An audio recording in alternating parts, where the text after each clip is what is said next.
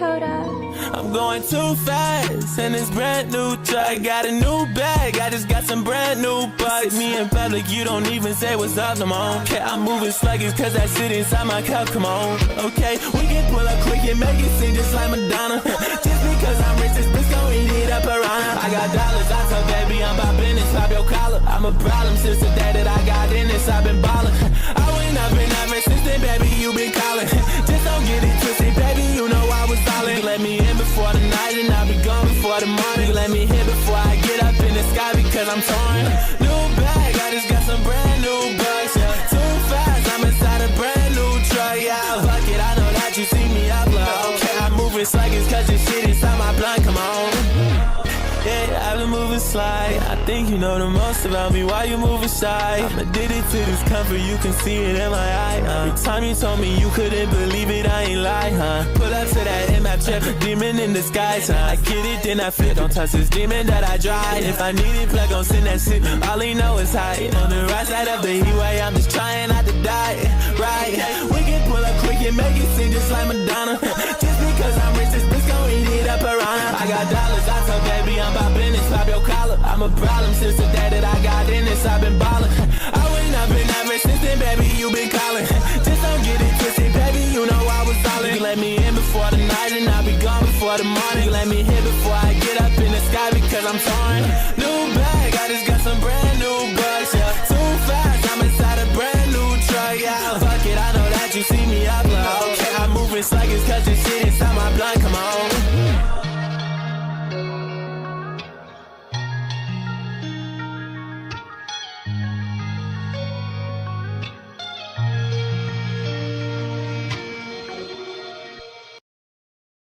Let me just grab this.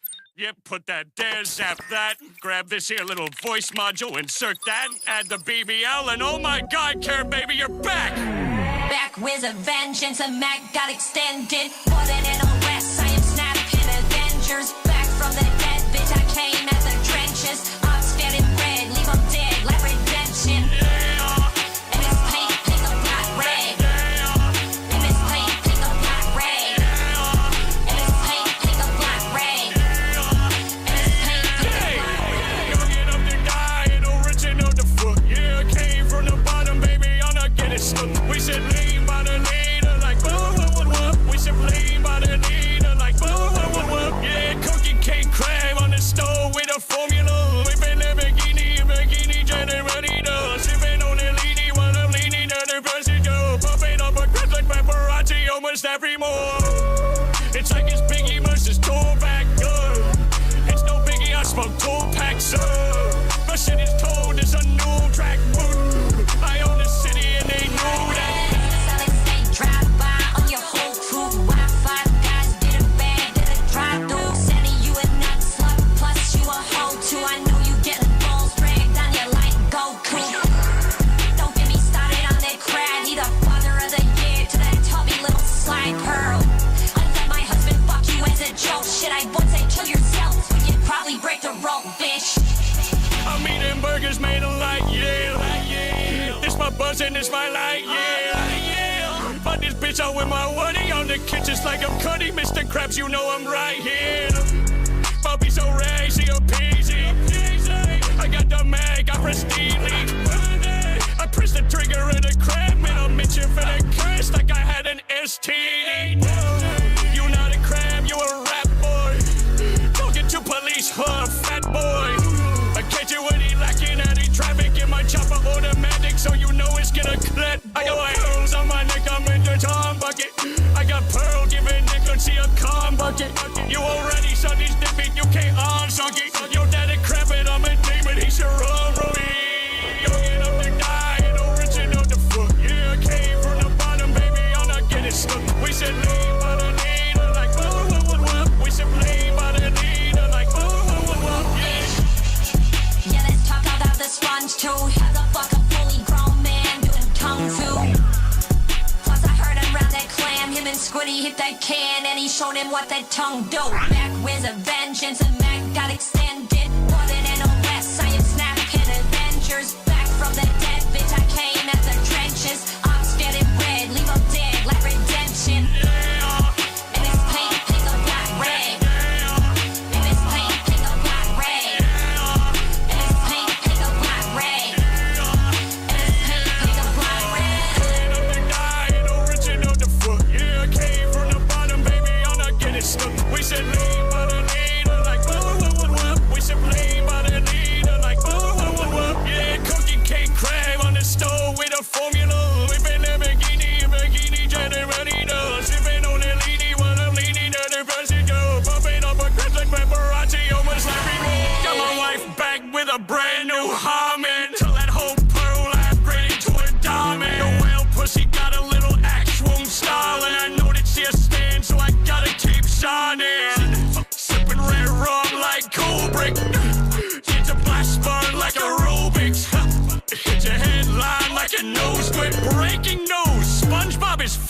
useless.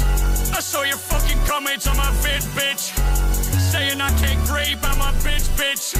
You fucking fake fans on some bitch shit I cannot stand, like the fucking Paralympics. Back with a vengeance, a Mac got extended. More than an arrest, I am snapping Avengers. Back from the dead, bitch, I came at the trenches. I'm getting red, leave them dead like redemption. And it's pink, pink, or black, red. And it's pink, pink, or black, red. And it's pink, pink, or black, red. And it's pink, pink, or black, red.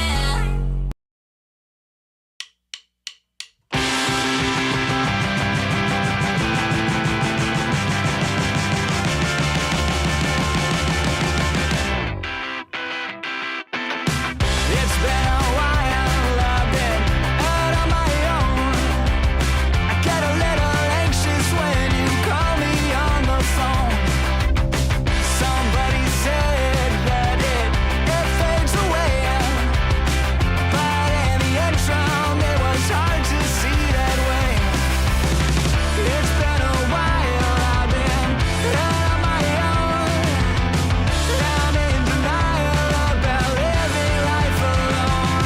I said I don't like change, but I'm not afraid. I can't keep it together every way. And when every page is in disarray, I think we'll be okay. I said I don't like change, but I'm not afraid. I can't keep it together every way. And when every page is in disarray, I think we'll be okay that way.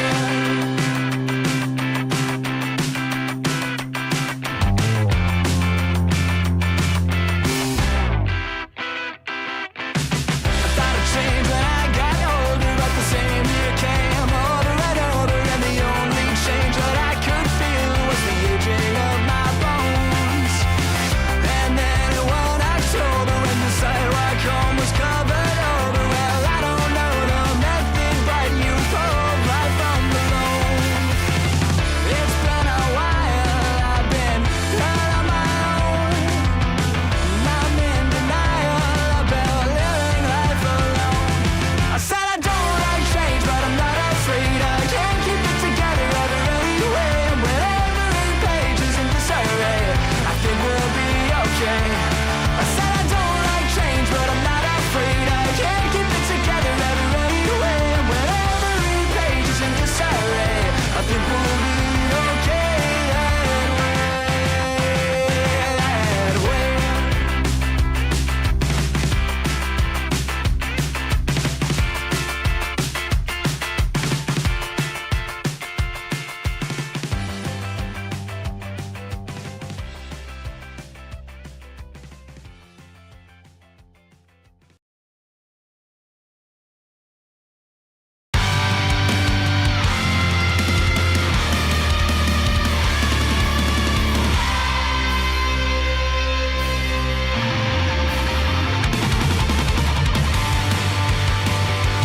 I've been fucking hoes and popping pills, man, I feel just like a rock star.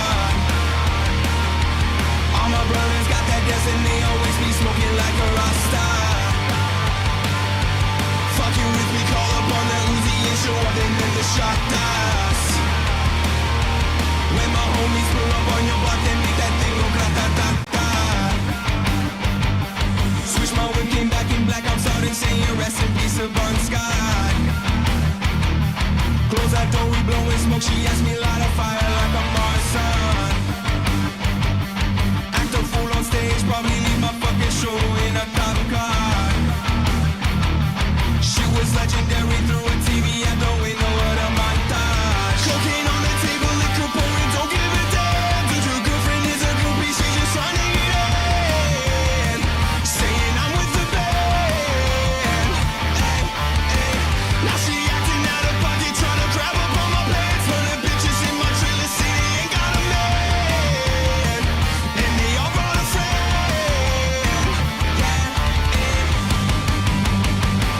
I've been fucking hoes and popping pillies, man, I feel just like a rock star.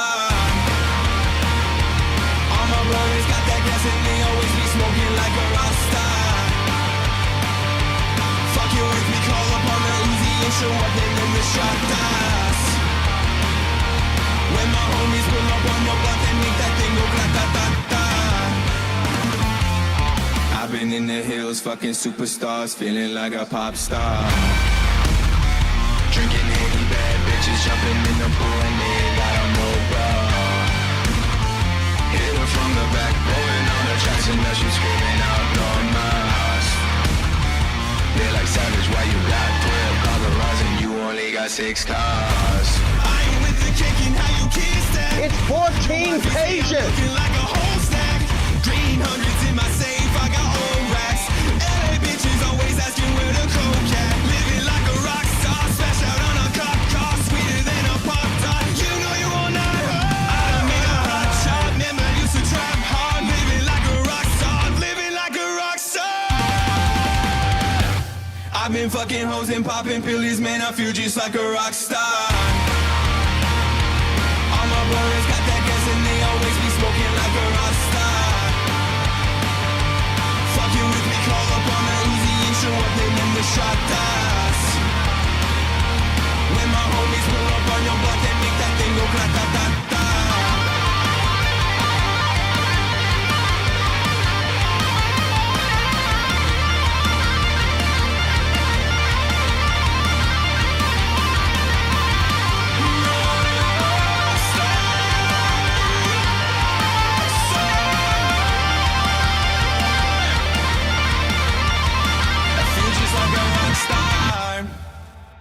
Good morning, ladies and gentlemen. It is another episode of Nerdy Live in the morning. It is a Sunday, the Lord's Day, but more importantly, it's Nerdy Live Day. Best morning show in commentary.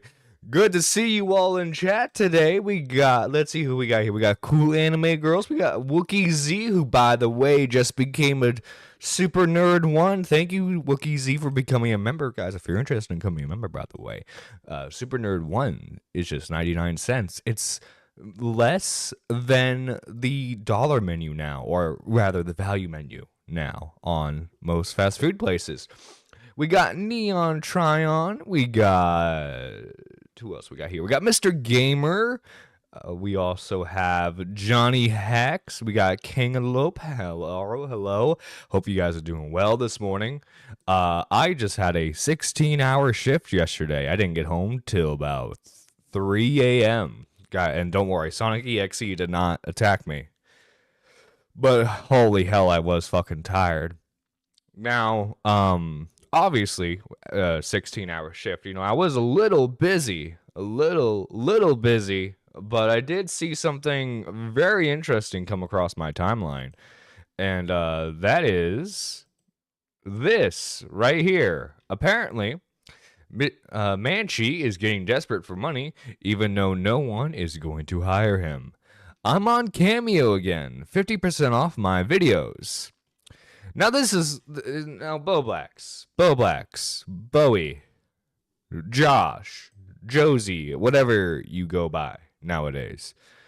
Listen, okay, Cameo's not a bad idea when you're a content creator, right? You know, fans get to interact with you, they can get little messages. Doug Walker, for example, the nostalgia critic, for those of you who know who he is. He's got a Cameo, he does stuff for people all the time, you know? However, Bo Blacks, given the recent controversies you've been in, I don't think you're going to get very nice Cameo requests. And unless you're desperate like Chris Hansen, something tells me you're not going to do those. And I feel bad for you, Bo Blacks, because I can only imagine how many troll Cameo requests he's gotten.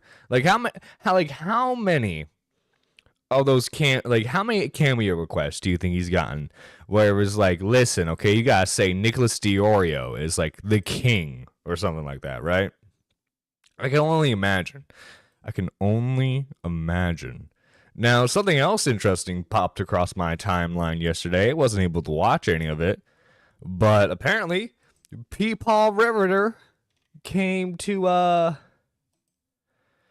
Boogie's garage sale because they did a garage sale stream.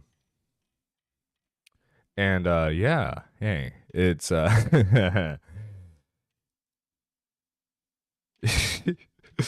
I love how he advertised himself too. He has the coffee with Peepaw shirt on. That's how you do it, man. That's how you do it. You go to a place where it's guaranteed like 1K viewers, and then you just wear your merch. That's what I'm gonna do.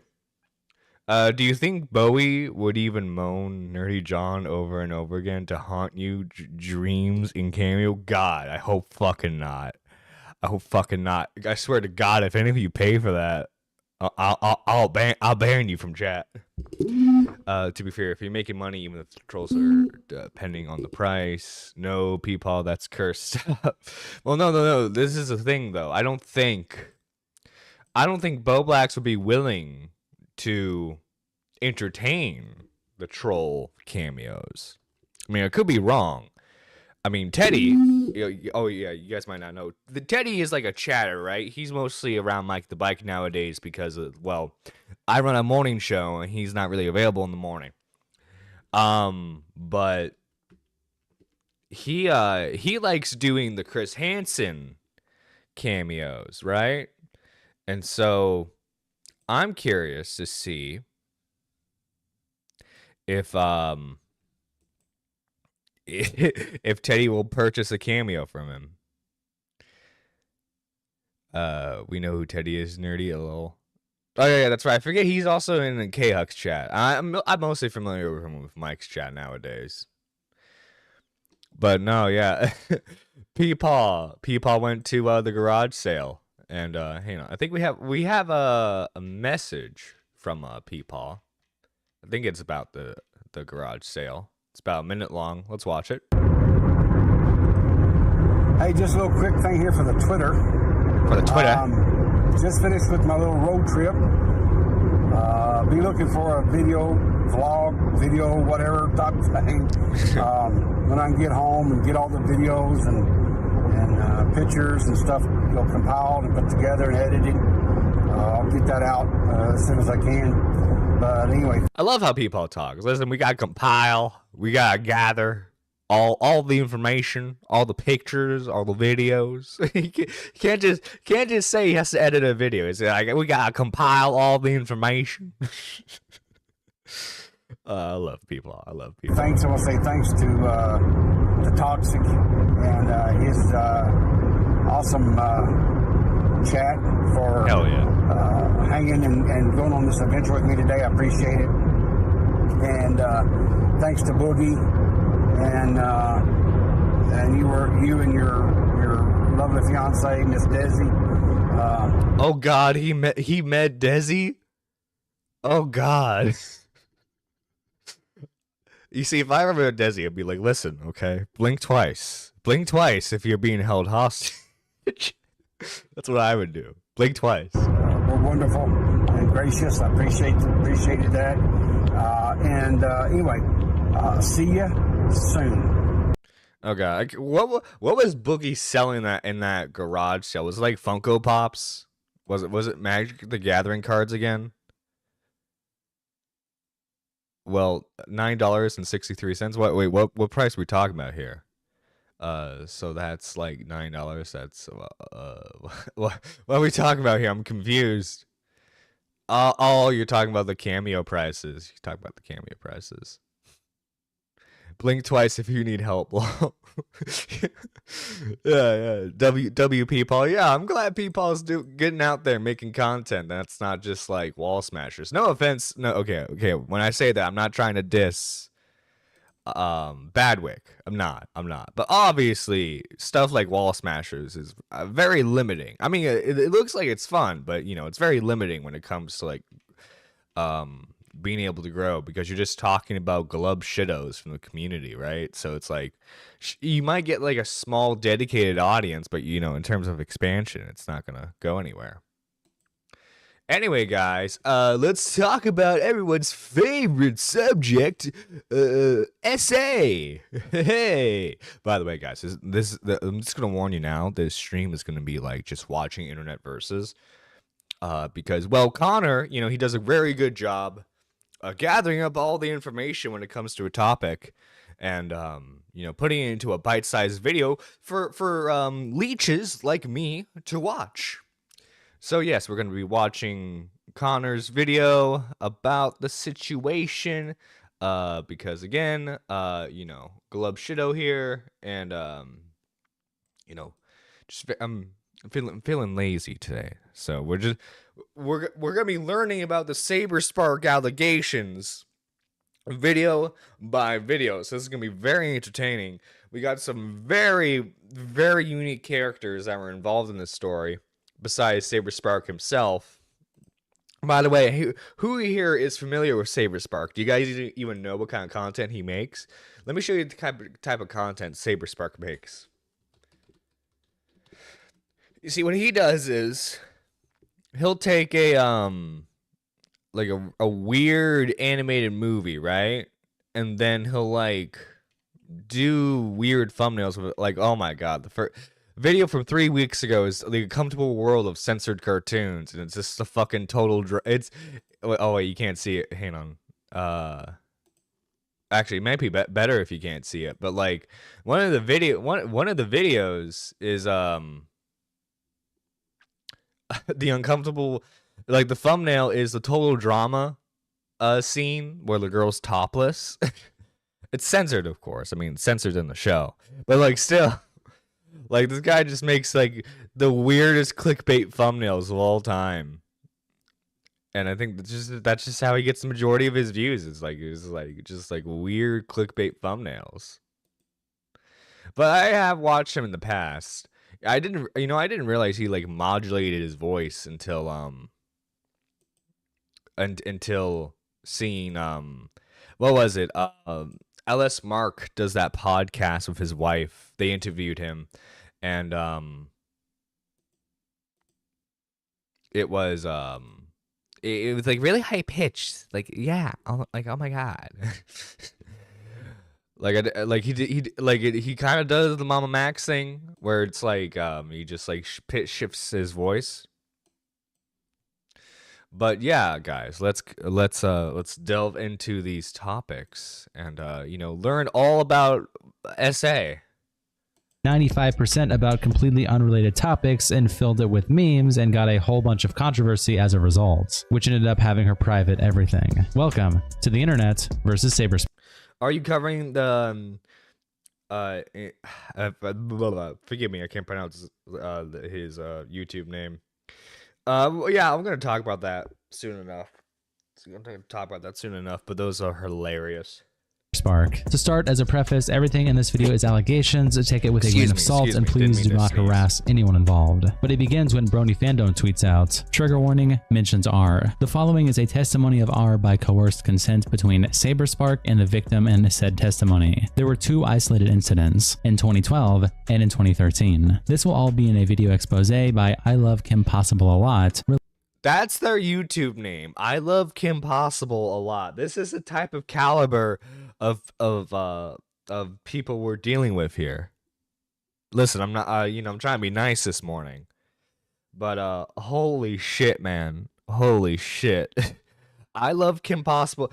We're getting allegations by I Love Kim Possible a lot. Surely that's like a sign that this is all going to go well, right? Surely that's a sign this is all gonna go swimmingly. Releasing today, and it starts with a screenshot of a story attached where it says, "I became a fan of Saberspark when I was in high school when I found his essay video titled Ballad of the Brony back in 2011. After graduating and turning 18, he's been doing YouTube since 2011. God damn, we got us an old man here. Added him on Skype to tell him I was a big fan of his. He added me back almost instantly, and we had a conversation." Oh my god, Skype. Man, these are old people, man. Bunch of old internet people. and ending with him giving me his phone number, which was a really big deal to me at the time since this was the first time interacting with any sort of celebrity. I had developed a parasocial crush on him due to being starstruck, which was something that he was aware of. We would talk on Skype and text each other semi-frequently leading up to the first time meeting him. In 2012, I went to my first pony convention. This was my first time ever traveling by— Oh god, the brony convention. It's a story's never good when it involves bronies, guys. It's never a good story.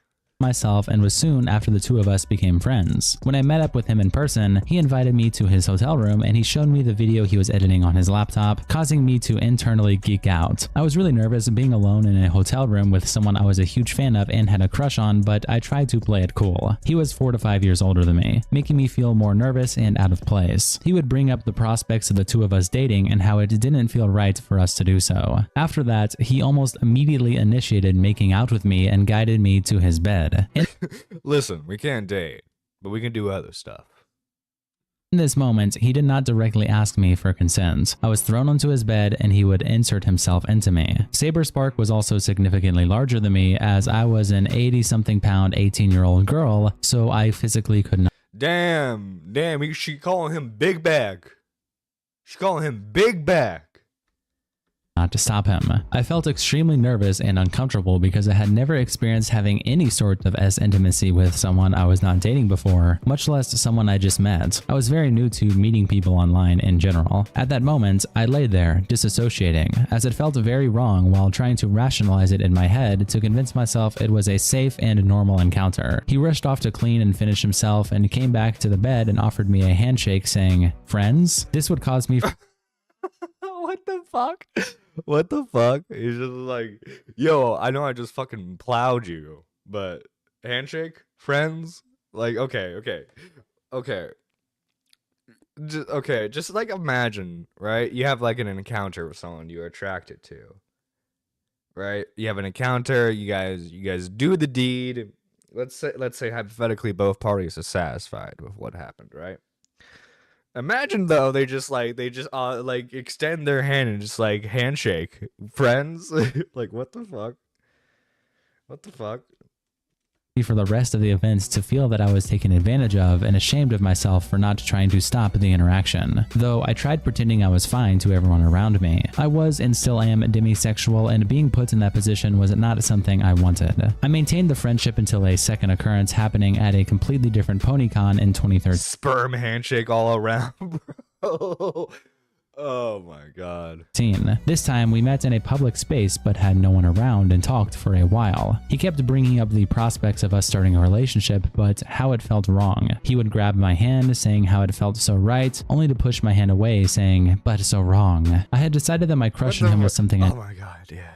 The relationship with you would be amazing, but it'd be so wrong.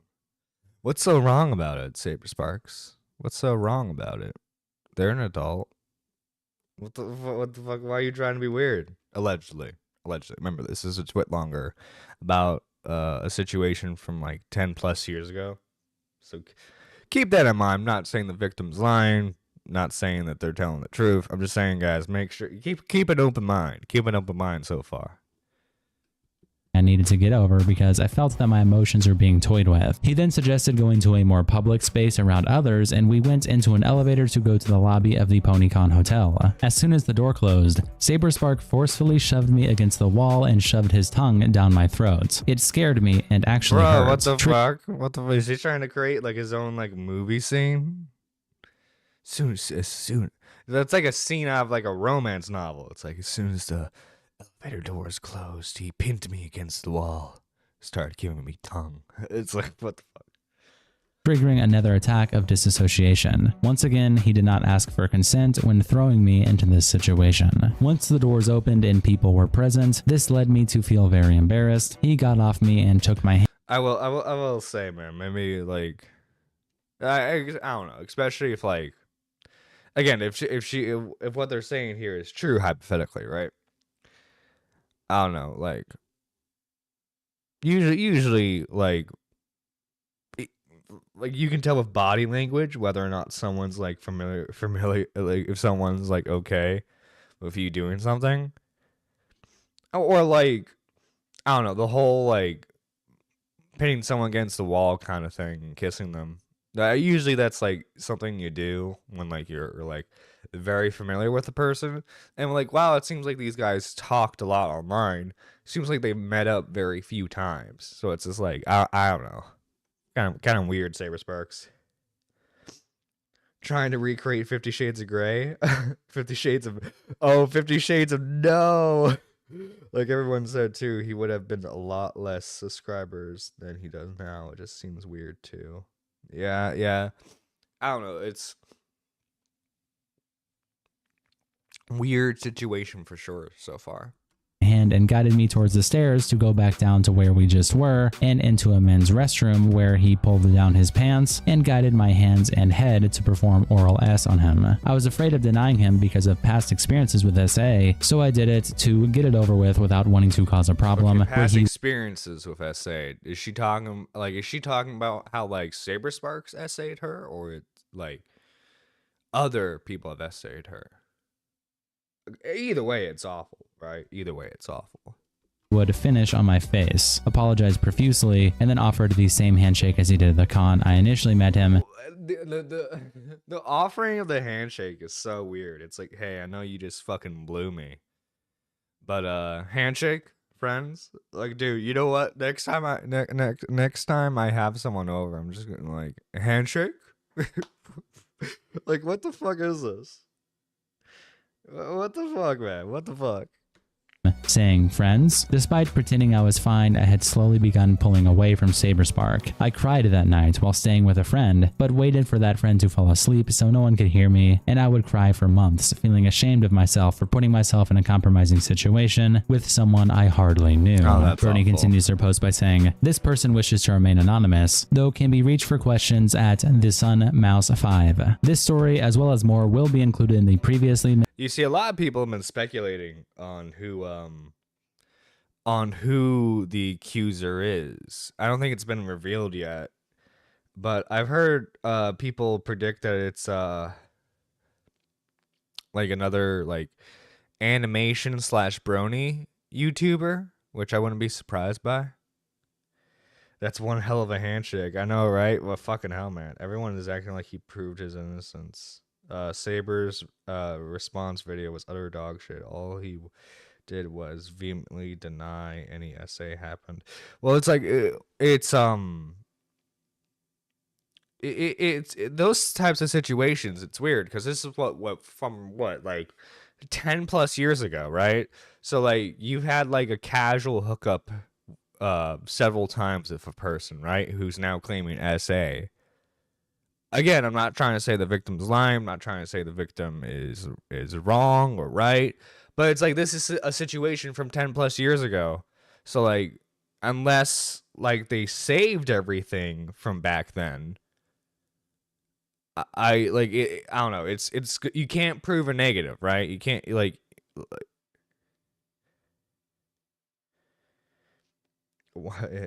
LOL might be one of the fastest way to get a person out of the house. It's been confirmed from what I know from the op block or Diesel, one of the two. Lord, if I remember though, lol. Also, good morning, Blue Jay. Hope you're doing well.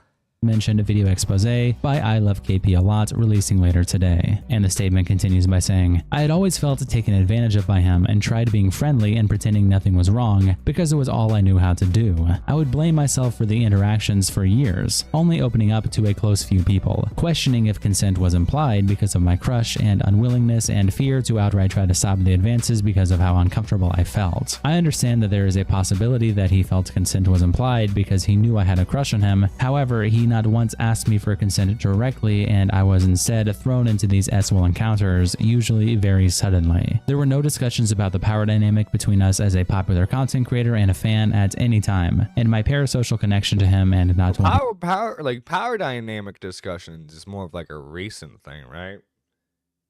So like I doubt like what were these hookups 2011, 2012? I doubt that was like in a zeitgeist at the time. It was just like, hey, I'm this guy online, you know, who has a couple like 1,000 followers, and you're one of those couple 1,000 followers. Let's hook up, you know. getting someone I was a fan of to hate me if I rejected him, leaving me afraid to stop his advances. Over time, I grew increasingly distant and would eventually end contact completely. I don't feel safe enough to fully come forward because I don't want his fans or friends or even him to harass me or contact me publicly. I wish to stay anonymous so I can avoid the anxiety and stress of being targeted by either him, himself, his friends, and especially his fans, as Saberspark has over 2 million subscribers, and even sharing my story at all has me feeling really afraid. I have seen other instances of Saberspark using his enormous platform to confront people online he has had conflict with and heard. I've also witnessed several instances of his friends attempting to justify him and his other actions. I was not made aware of his jokes about consent and his recent behavior involving Chris until only recently, and it left my stomach in knots. Wait, his recent behavior involving Chris, what does that mean? Is there another Saberspark drama that I'm not aware of? Please ask above all else for my privacy to be respected. I don't wish to publicly defend my personal experience and just wished to share my experience. End of testimony. Brony ends their thread by saying, please stop relishing in Saber's demise in the replies to our testimony. Relish away in the proper venues, this is not one. The previously mentioned video might no longer be released today. I will say more when I know more. For now, the focus should be on the victim's story. Also, using caution is fine. Dismissing allegations this serious outright isn't. And not all of your questions are fair ones. Metabro replies, 12 years ago and only now it's being brought up? And Brony says, that is what they said, yes. Did you have a question related to that? And Dustimus Prime replies, not trying to defend this, but waiting so long on top of it being dubious consent at best just feels like somebody trying to stir trouble. Saberspark is absolutely the type of loser that would think a girl in his hotel room was into him, and she didn't say no at any point. Robin replies, not trying to defend this, he says, as he proceeds to defend the dude's actions full-heartedly. And Dustimus replies, no, dude should have read the social cues and slowed things down, but this is literally just describing a... No, yeah, it's like, okay, you know, if you want to hook up with someone, you know, you gotta let it like a slow burn, you know, at least put on a movie, you know, put on a movie, maybe some nice music, you know, let the mood take over. Don't just fucking get handsy and just like, man, like, come on, man, come on. Not much romantic, that Saberspark. A bad date. He didn't force himself on her. He probably thought she wanted it because he's a dumbass. There needs to be at least a little bit of accountability. And Robin replies, if you consider a man forcing himself onto a person who's very obviously not into it whatsoever a bad date, then you're a fucking idiot and I hope you never come near a woman ever, let alone procreate. Fuck off with that victim blaming loser. Donovich says in our members only Discord, just when I thought that Saberspark's worst crime was being a furry. You see, that's a true crime, is that he's a furry. Wait, if he's a furry, what's his persona? I mean, like, it's like, I don't want to know, but at the same time, you know, it's a curiosity. It's like you can't look away from like a car crash, you know. I just gotta know. Find out that not only did he defend a predator, but now also has aura. Wait, he defended a predator? Who did he defend? Holy shit! Who did Sabersparks defend? I need to know this lore. Allegations against him. Looks like it's time for an ultimate R review. Redman replies to the original post by saying, why is a part of me not surprised? Like, I feel like Saberspark was going to be exposed for this. Don't pounce on her like a wild animal. That's what I'm saying, man. You got, okay, if you want to like woo a girl, you know, like I said, put on a movie, put your arm around her shoulder, you know, let the mood take over. Be a little romantical about it, you know. You also defended Black Gray Phone, who has evidence stacked against him. I have no idea who that is. I'm just assuming it's another furry.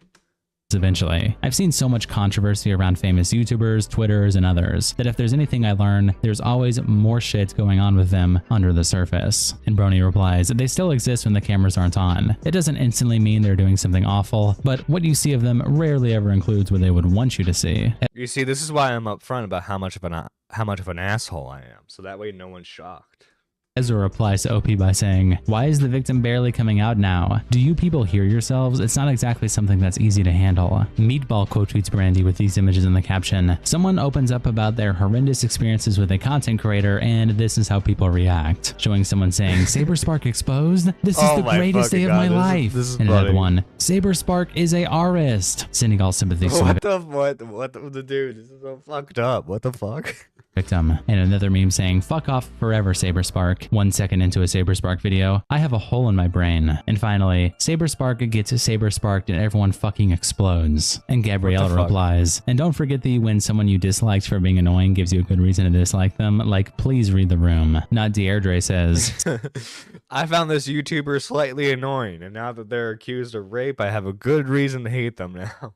saying sending all sympathy to the victims after pretty much expressing you're happy they're victims is especially fucking vile. Lan quote tweets the original allegations by saying, 12 years ago, no evidence, anonymous person. I'm not defending Saberspark or anything, I don't like him either, and I'm all for believing victims first, but bro, how can you expect me to not take this with a grain of salt? It is, I'll tell you what, it is a weird situation because they don't have evidence. It's just like their anonymous word. So it's like it's ultimately it's up to like the individual person whether or not they want to believe that kind of stuff. For me as like a content creator who has seen a lot of stories, I do have to like unfortunately take it with a the smallest grain of salt because not only is there anonymity, this is from like 12 years ago. We just have word of mouth, and like this is the issue with Saberspark too. Is unless I'm wrong and he shows evidence in his video, it's his word of mouth too. So it's like I can't really believe anything he's saying either.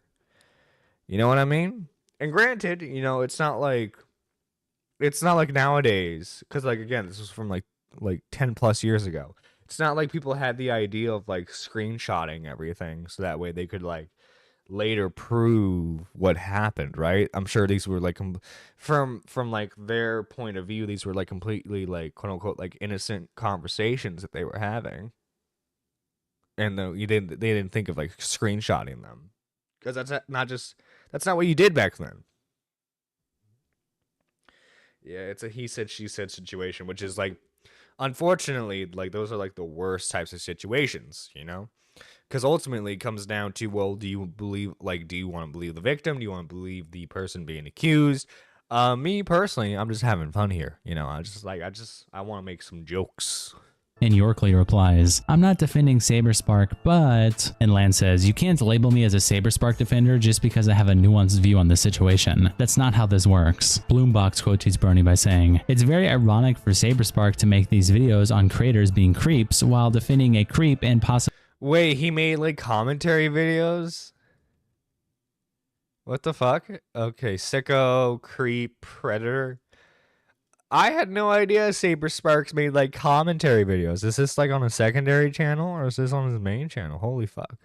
Possibly being one himself, attaching thumbnails from Saberspark's channel. Amy New quote tweets Bernie by saying, I have personally been friends with the victim for over 10 plus years. I was at cancer. And like this, and like I understand the anonymity because like again, like Sabersparks is a big creator. This could lead to a lot of harassment. I get it, but it's like the anonymity, and then it's like a bunch of random like bronies are coming out being like, I've known the victim for years now, and it's I don't know, a weird situation. A lot of gardens and witness them both together. If my words mean anything, I believe them. I have nothing to gain from this. I just want my friend to be believed. I've seen people outright say they deserve this, and I'm just... Okay, holy shit. Anyone saying that they deserved it is fucking wild, man. My thing is just like... was this consensual? Was this not consensual? And... I want to lean towards the victim because it's like, well, if the person's remaining completely anonymous, there's no internet clout to be gained. But also, too, like, they might not necessarily be after clout. They might just want to, like, destroy someone who, like, they don't like anymore, which is, like, a weird situation. The problem, too, is because of how it came out, which was the cause of... I love Kim Possible, yeah, that person, and their video was horrible where Saber was only added at the last minute. Yeah, it was about some other guy.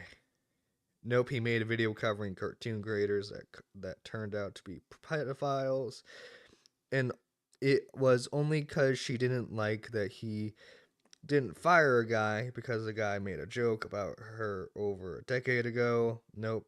Saberspark's made a video covering cartoon creators. Oh yeah, okay, read that one twice. Okay. I'm just so sick to my stomach seeing the pro R comments all day. It was second MLP convention. It's where I met my now husband. Conversations like that are why I always Dude, fucking imagine meeting your spouse at a fucking brony convention. How weird is that fucking marriage? Listen, love is love, and love takes all forms, you know. But like, holy shit, imagine how fucking weird a brony marriage is. Do you think they have like My Little Ponies all over their house? Do you think they replace children with like little figurines of ponies?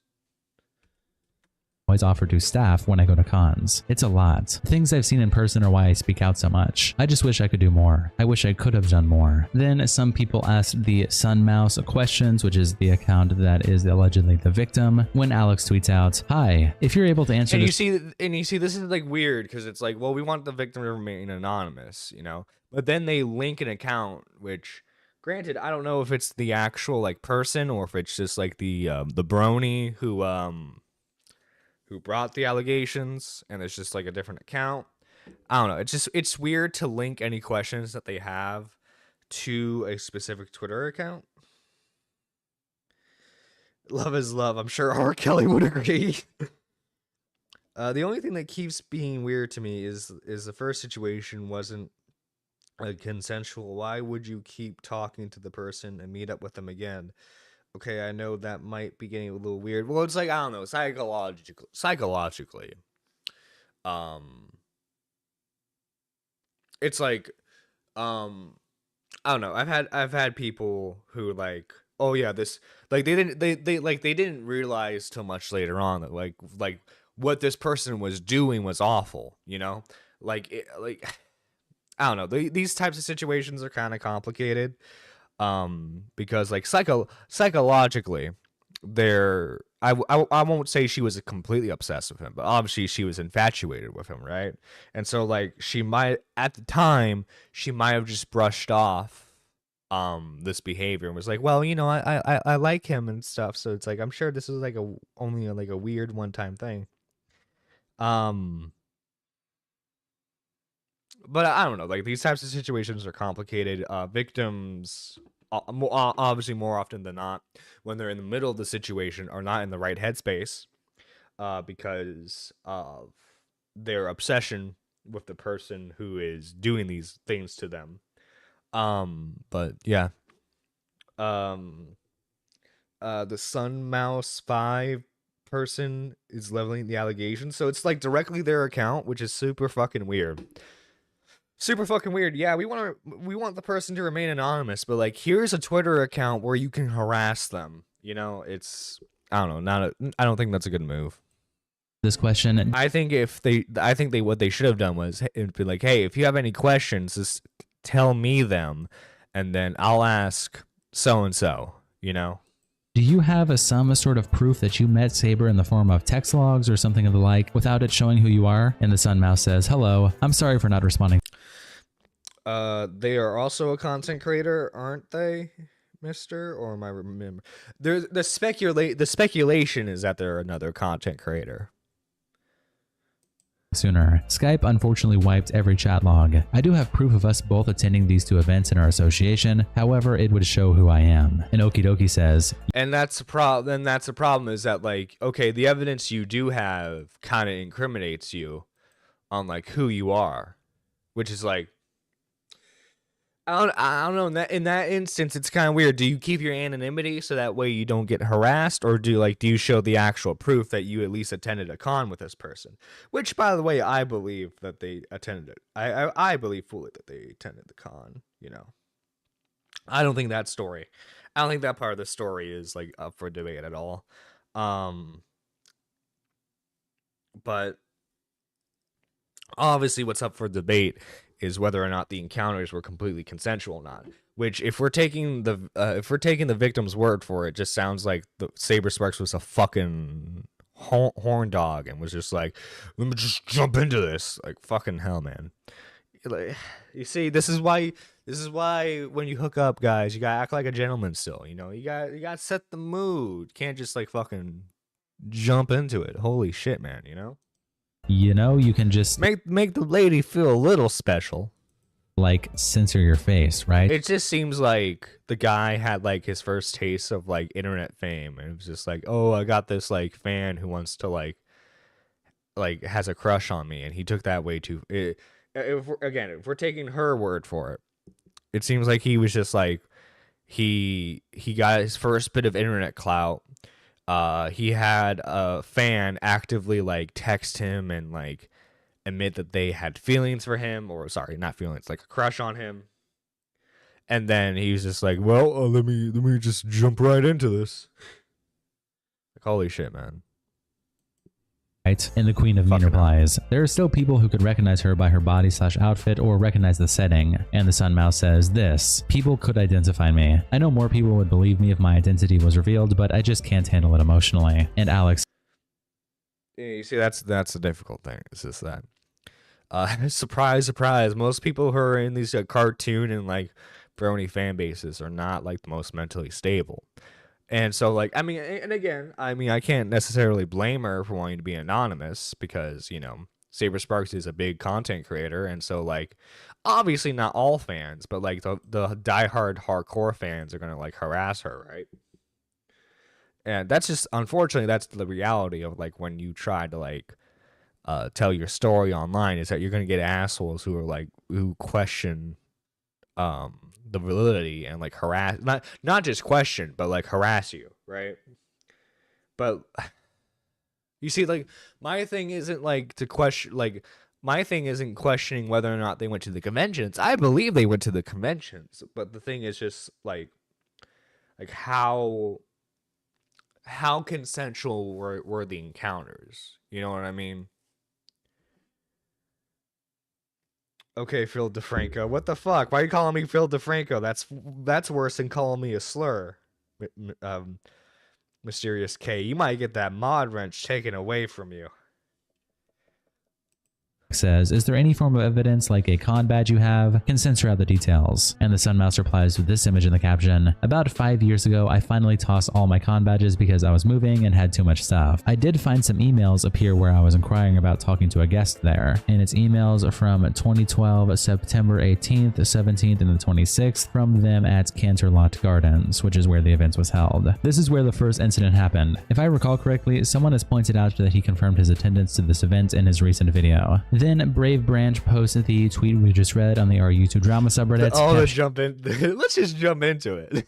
Oh my god, I didn't realize what I was doing there. No. Ending it by saying, we finally get some evidence provided by the alleged victim of Saberspark. And Frenzy Effect replies, did they actually show the emails? Because as much as I dislike Saberspark, what the hell kind of proof is this? And Megapanda25 replies, it's really not. So I got a sneaking suspicion these accusations are gonna crash and burn pretty quickly. And Rocket Jenny says, something tells me this person is doing it for clout. Even though Saber is in hot water, I doubt he'll go as far as R-ing someone, which isn't his character. Final Candy 7007 says, we finally get some evidence. What's this evidence? And Goro the Ninja says, and you see, this is why I like internet versus, because you also get Reddit comments as well, not just Twitter comments. At best, all this gives us is an idea of when and where the first encounter between Spark and her took place. Info that really should have been included in the initial statements. Mundane Fold says, what does this prove? This has no context and could be anything from business correspondence to a fan reaching out. Until I see actual evidence, I'm not buying it. I don't want another quite a situation wherein people blindly believe unverified and unsubstantiated claims. Hexmerion says in our members only Discord, after reading the screenshots in the Twitter post, we can't conclude anything. I actually used to watch and like Saberspark's content around 2020 and 2021, and he always seemed like a fine person. Definitely a cringe kind of guy, but was never on the same level as someone like Joe Cat, the guy who made liking women sound gay. If the victim is not willing to put her name behind this allegation and actually come out to make the claim, then this is worthless. If Saberspark responds with anything but a blatant admission like Dr. Disrespect, then this is just a battle of hearsay. This allegedly took place. No, yeah, unless Saberspark's just like, I did in fact assault that woman in 2011. Like, unfortunately, it's not going to go anywhere.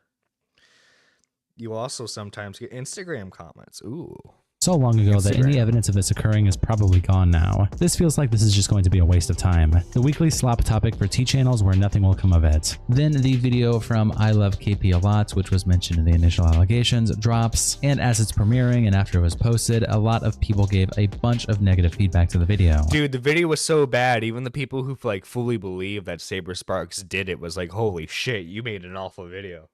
Such as Minty, who screenshots it and posted. So, hot take, I think this video should have been split up into two, one for DA Games and one for Saberspark. And a video with serious allegations most definitely shouldn't have had so many jokes and sketch comedy in it. Courtney, who is in the video, is being so this is the thing, right? Like, obviously, in our community, we're gonna make jokes, we're gonna poke fun at stuff, but like, these people, like this community, like the cartoon, like it's borderline art commentary, but not really, but like the brony stuff, right?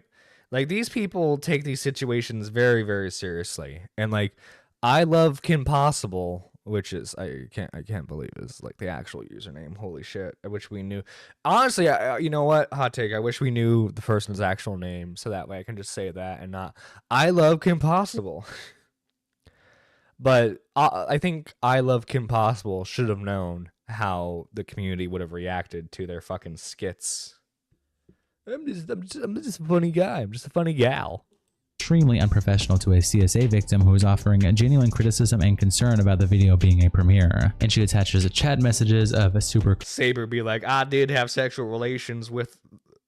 Whoa, Mr. Gamer, they were a minor. They were 18. They were 18. If they hooked up, it was consensual. Call her Courtney. Just say KP. John. No, I'm going to say I Love Kim Possible.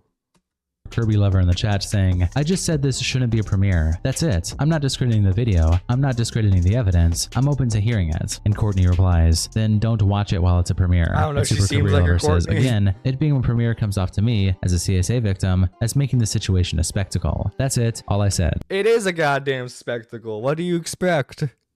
I'm sorry, but when... okay, this is not me... Just to clarify, this is not me victim blaming. But when you and you know what, it doesn't even have to be an essay story, okay? Whenever you tell the internet a story about yourself or like a situation about yourself, if people find it entertaining enough or funny enough, people are going to make a goddamn spectacle of it. I'm not saying it's right. I'm just saying that's the reality of the internet, unfortunately. Twisting my feelings into just complaining is really Fun fact, they wanted to do a Q&A after too. What the fuck? Sensitive. That's really disrespectful. What would the Q&A be? So like when you made that pedophile joke about Saberspark, you know, what was the inspiration behind that? Replies, okay. And then someone asks, Courtney, is there a reason you're being so hostile? And she says, it's my baseline, smiley face. And Super Kirby Lover replies, if this is how genuine criticism is responded to, then I feel so sorry for any CSA victim that came to you, Courtney, or I Love KP. This is so horrific. And Courtney replies, okay, this is a spectacle, so I'm going to be a part of it, is how you sound right now, at Super Kirby Lover. Minty continues the thread showing this portion of the video that says, we are not going to tell you to subscribe, because that would be in poor taste considering the subject matter. Make sure to like, comment, and subscribe, and ring that bell for all notifications. By the way, guys, okay. Speaking of shilling, we're only we're only like 40 subs away from 3K. So guys, if you want to like share this live stream and share all the videos to friends and family, make sure they subscribe, ring the bell for all notifications, so that way they know when we're live.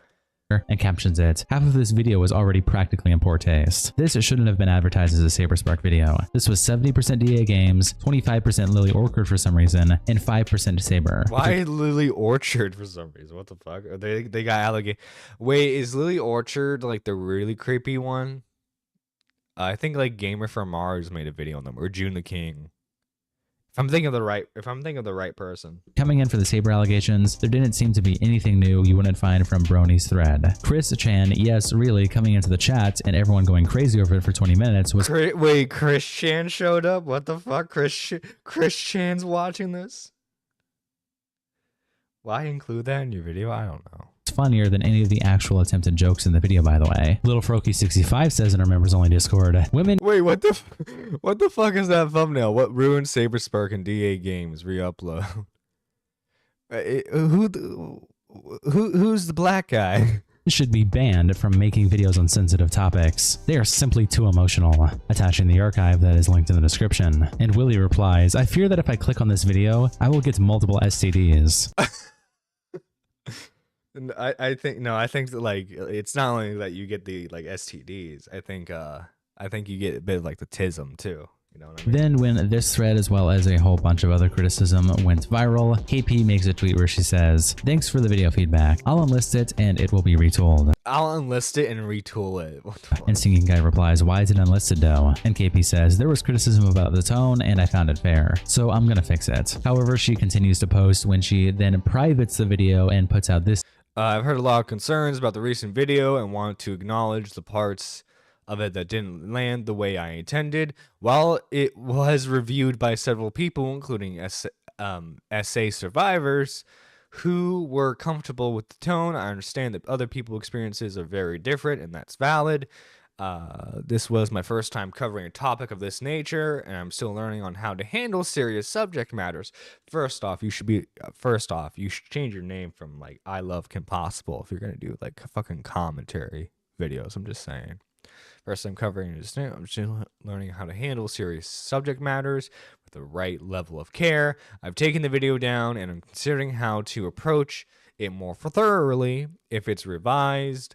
The intent was never to diminish anyone's story or experience. I thank you for those who provided feedback. I appreciate the chance to make the changes necessary to give proper respect to the material discussed. Statement that says, I've heard the concerns about the recent video and wants to acknowledge that parts of it didn't land the way I intended. While it was reviewed by several people, including CSA survivors who were comfortable with the tone, I now understand that others experienced it very differently.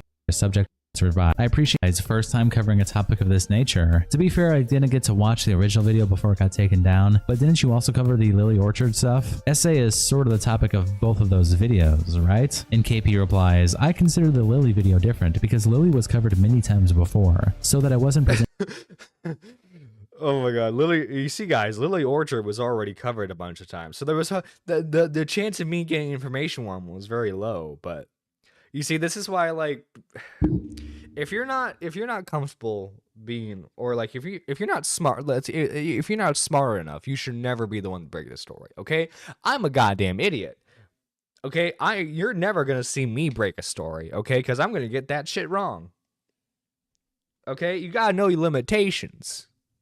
Presenting information for the first time. And Odinoko replies, and you thought a long-winded, highly edited, and full of skits rant was the way to do it, ignoring the problem with tone. This also meant you delayed the spread of very important knowledge that should be ostensibly made aware to people for a month. Then Joey posts in the YouTube drama subreddit that I Love KP's video got unlisted due to the backlash, and Nick Taigai replies, the video itself is just a giant mess. She treats the terrible allegations against the people in the video like actually shit, adding in a bunch of jokes and stupid reference humor, which for a video talking about stuff like R, P, and anti-Semitism is fucking ridiculous. And Imro knows it. So basically, what I'm hearing is they took the format of like a cartoon review, and then they made that into an essay video. That's hilarious. As me personally, if you're gonna accuse someone of R, it should be handled with utmost seriousness. She took it seriously with the Lily video, so why not also do the same here? An Anime Trash reply. Apparently KP was friends with Lily for a while after the allegations came out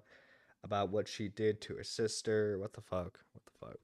I think she's probably using someone's actual story for clout, which is disgusting. This boy Animates replies, I can't even. How do you riddle what it should be a serious video with memes and not expect massive backlash? And Final Candy replies, they were clearly a Mama Max fan. Then over on the actual Mama Max reference. Let's go. Archive, some people left comments, such as VeggieBLT that says, holy shit, the audio from the Eggman bit is literally me from a cosplay video. Just saying right now, I am not associated with any of this. And why the hell did they use my audio instead of the original? Kayla Says also leaves a comment saying, hi there, I provided the voiceover in the beginning for this video. I've gotten some questions about this. Wait, they hired people to do voiceover for their fucking essay video? What the fuck?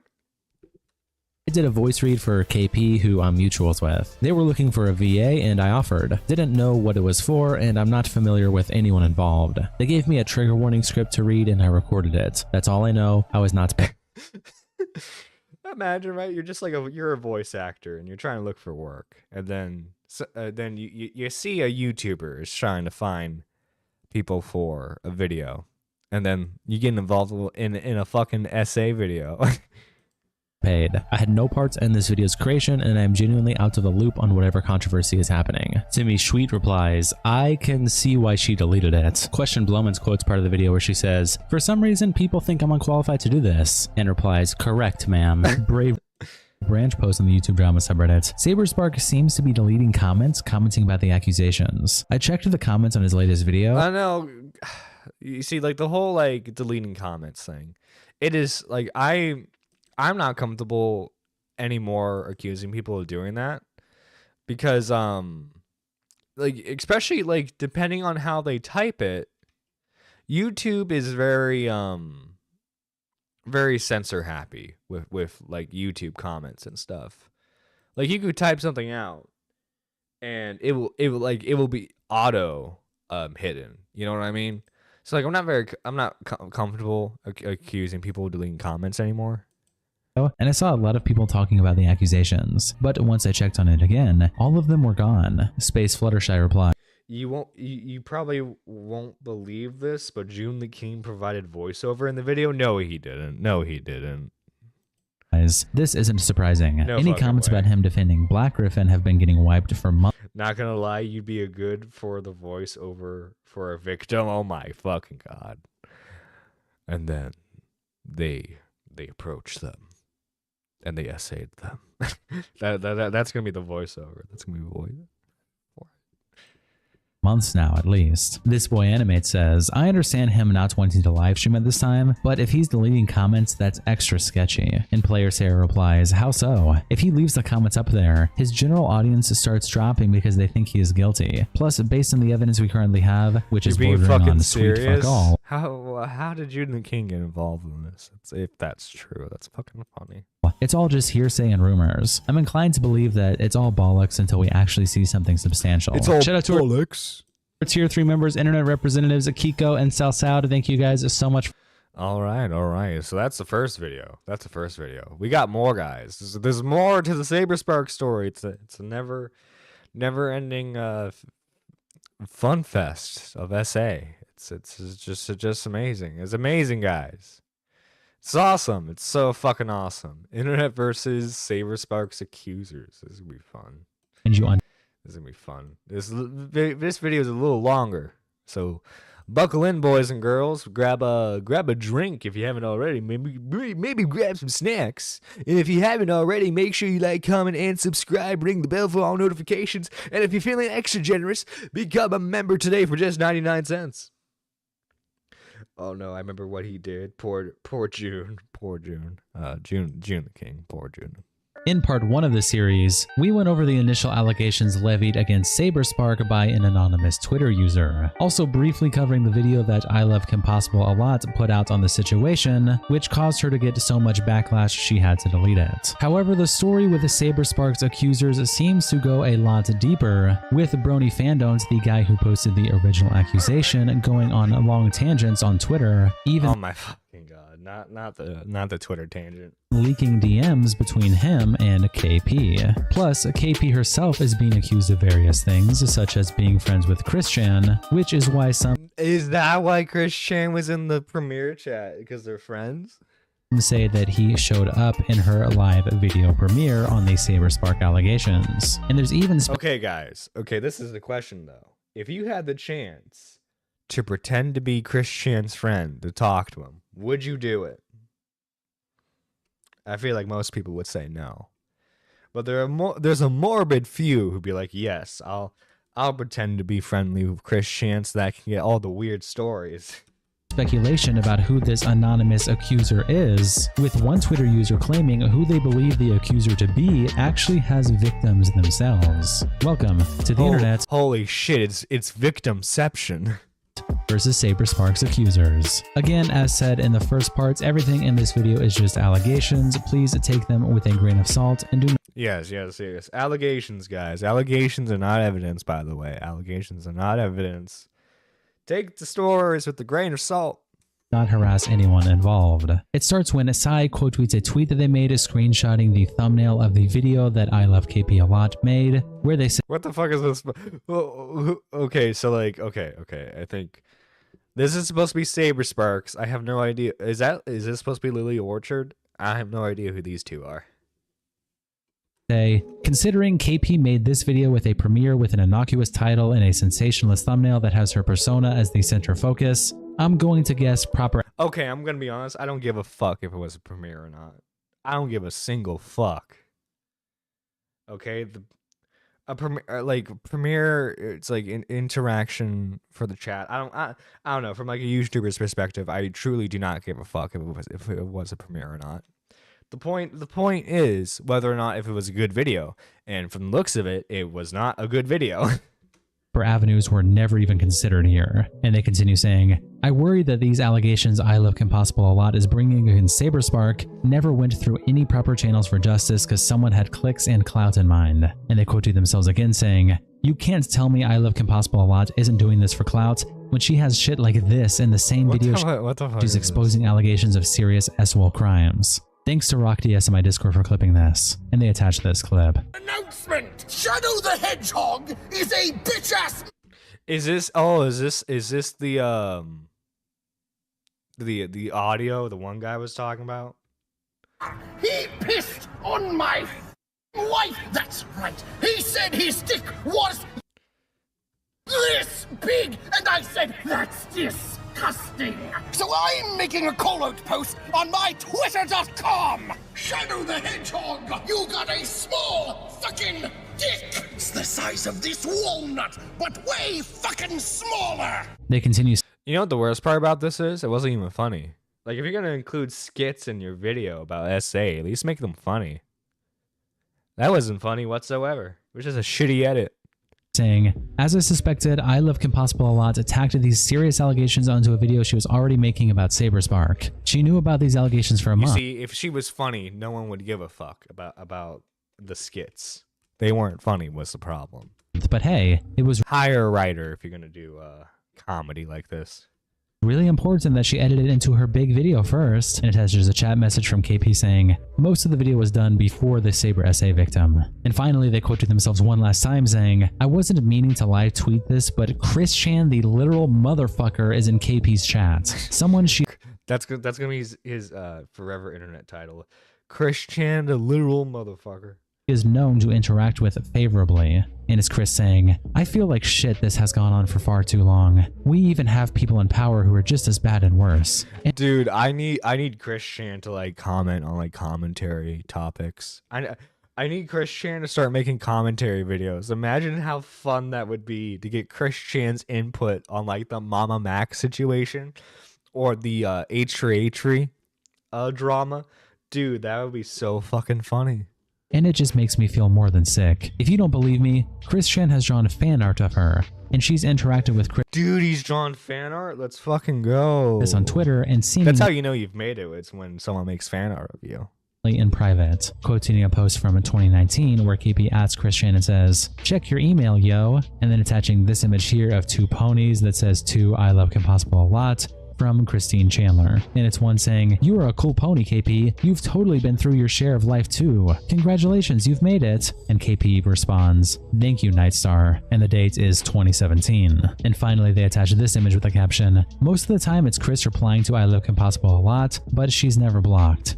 And it's KP asking, question, what is your personal definition for an unforgivable mistake someone has made? Do you think that person is/isn't able to cope? And Chris Chan replies, in my personal experiences, regardless whether or not it was directly or indirectly intentional, I feel that an unforgivable misdeed involves deception, dishonesty, black... Yeah, Chris Chan, imagine an unforgivable misdeed.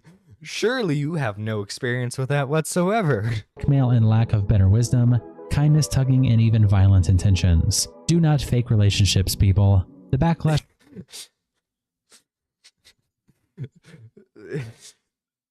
I'm sorry, that's too funny. Christian telling people not to fake relationships. From that thread plus a whole bunch more then leads Brony Fandom, to the person who posted the original accusation, to tweet out, "I didn't want to explain this or talk about this yet because I didn't want to make this situation about myself, but I feel too many people will not focus unless I do. So I'm going to explain why KP was initially involved. About a month ago, Saber's victim wanted to reach out to me with their story. They saw that I was managing to get the word out on Griffin's actions, and with Oh, is that how you pronounce it? Griffin. The music brownie. how Saber is his good friend and partially tied, it led them to be more confident in coming forward with their own story. At the time, I was handling a lot, including being S. The topic is triggering for Sophie on a personal level. And for context, Sophie is one of the girls involved in the Griffin situation. Unfortunately, covering her story at that time wasn't something we could handle. I did, however, know that KP was already working on a video about him. Before this year, I had never had a conversation with KP. All I knew about her was that years ago, I remembered hearing she paid her team in exposure. As more and more was coming out about The relationship they had with her mom was definitely real, allegedly. the Black Griffin, she started responding to it too. Her and others on her team reached out to me asking me to help cover DA Games. I told them I knew nothing about DA Games, was already Oh god, imagine if Christian got a Fanta soda sponsorship. Oh no. very preoccupied, and it felt very out of my Brony fandom-centric wheelhouse. KP had a room in her server for people to talk about DA Games. I mentioned that because she made Okay, who is DA Games? Hang on, let me look this up real quick. ADHD brain here. I gotta look up who DA Games is. DA Games. They look like a fairly popular YouTuber. Looks like they mostly do FNAF stuff. Or like their popular stuff is FNAF. No, it looks like their most popular thing was like a bending in the Ink Machine song. Okay. Oh, they do songs. Okay. Okay. Now, what is what's their latest video? From a month ago, and it got like 58K views on a channel with over 2 million subs. Yeah, unfortunately, it seems like they fell off. We drew video game characters from memory. It went horrible.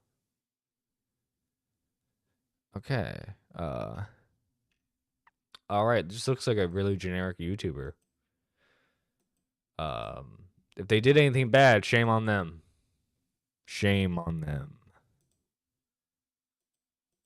Made another room for people to discuss Black Griffin. I joined her server because obviously I knew a lot about the subject, and I thought I could help resolve any misconceptions and add insights if necessary. In the call they had, I joined and was informed DA Games created Baldi's Basics. Oh, he's that guy. Damn. on the DA Games situation. Later, more privately, I was informed on the coming video on Saberspark and KP's own first-hand experience with him. Both with DA Games and Saberspark, there are actually serious problems, and those serious problems were all I was told. So when we were not able to personally handle Saber's victim's story, and I was aware of someone else already doing a video on him specifically with their own first-hand experience to further validate, it made a lot of sense to suggest they reach out to KP. We were not involved any farther. I did not pitch this to KP. I suggested the victim talk to her, and until a week and a half ago, that was it. Yeah, all I did was suggest that the victim talk to a content creator. I didn't expect the content creator to make a video out of it. Like, what do you think? What the fuck you think was gonna happen?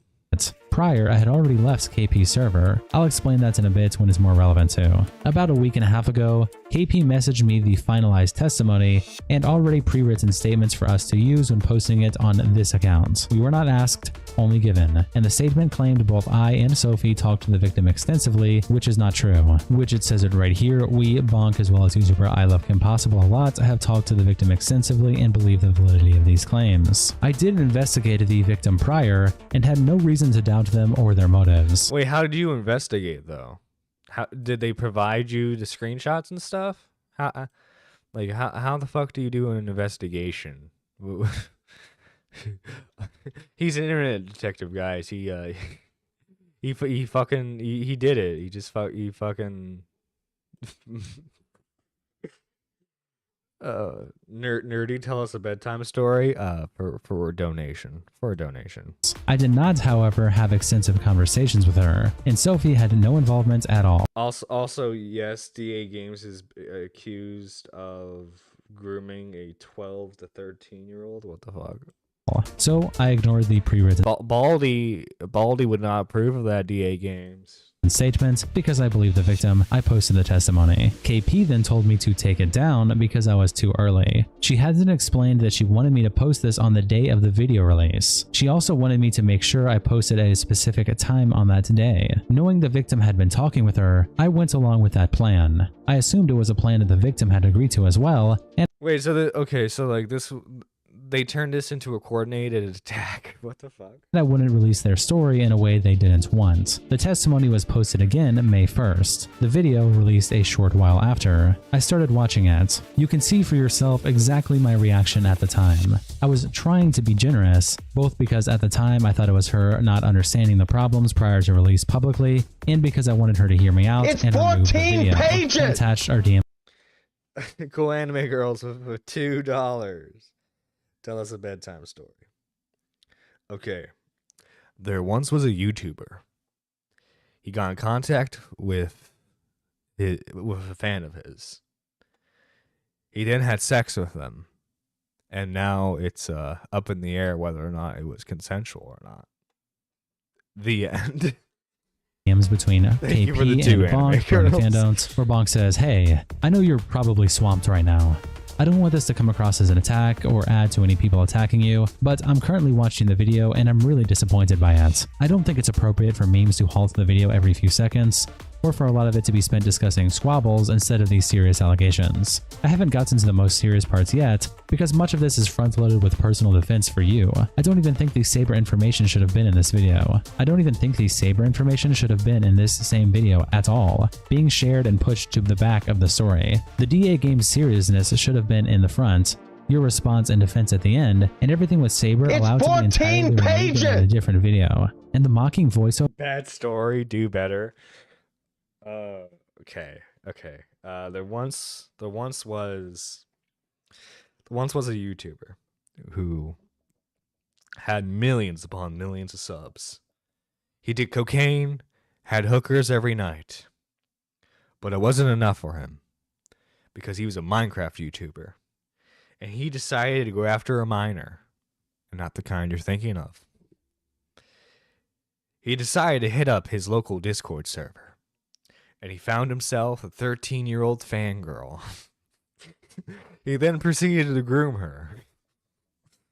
And then 5 years later, they hooked up. And then 2 years later, she came out with a twitlonger.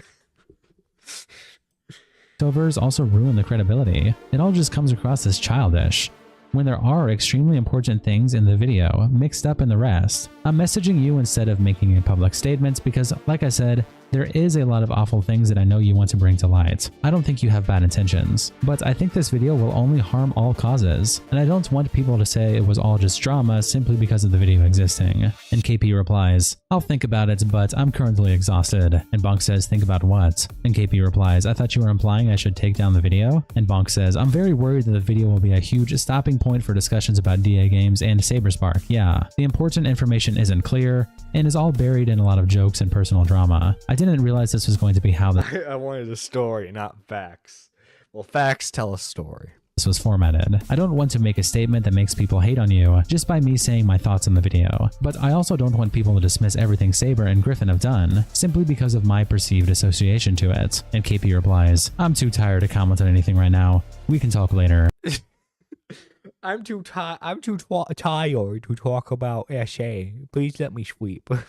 I'm open to recutting it, but would have to discuss that with the rest of the team. And Bonk replies, "The rest of the team? Who's the rest of the team? You mean like one other person?" I'm an hour and 20 minutes in so far. I'm finding it very hard to understand the information being talked about at any given time, aside from the other criticisms I gave. From what I've been— Yeah, add more dragons to the story? Oh no.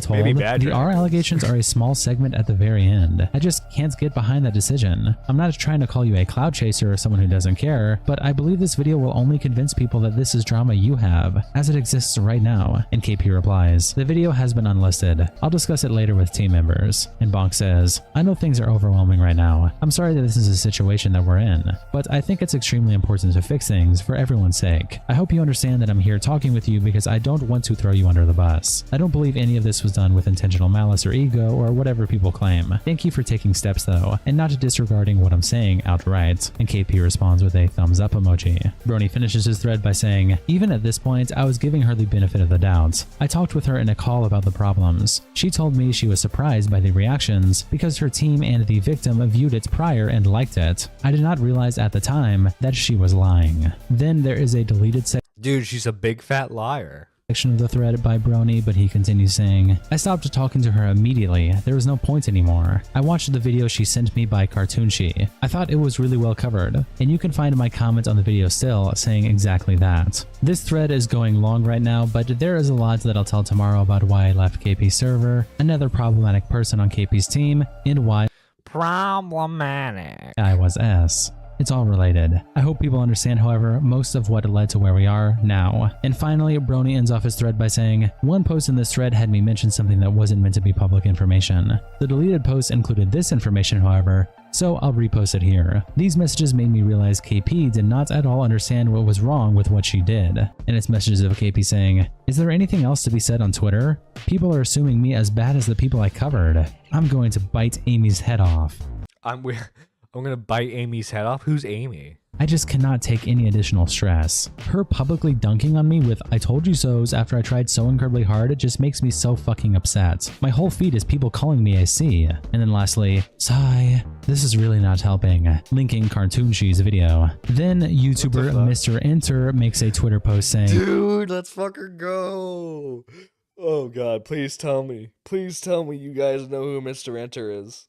Okay, if you guys don't know who Mr. Enter is, we're gonna have a whole fucking side tangent if you guys don't know who he is. Prologue: the miner had a baby who grew up to be Nerdy John. The dragon ate the Minecraft YouTuber. The end. Dude, please tell me you guys know. Please tell me you know who Mr. Enter is. He's such a fucking character.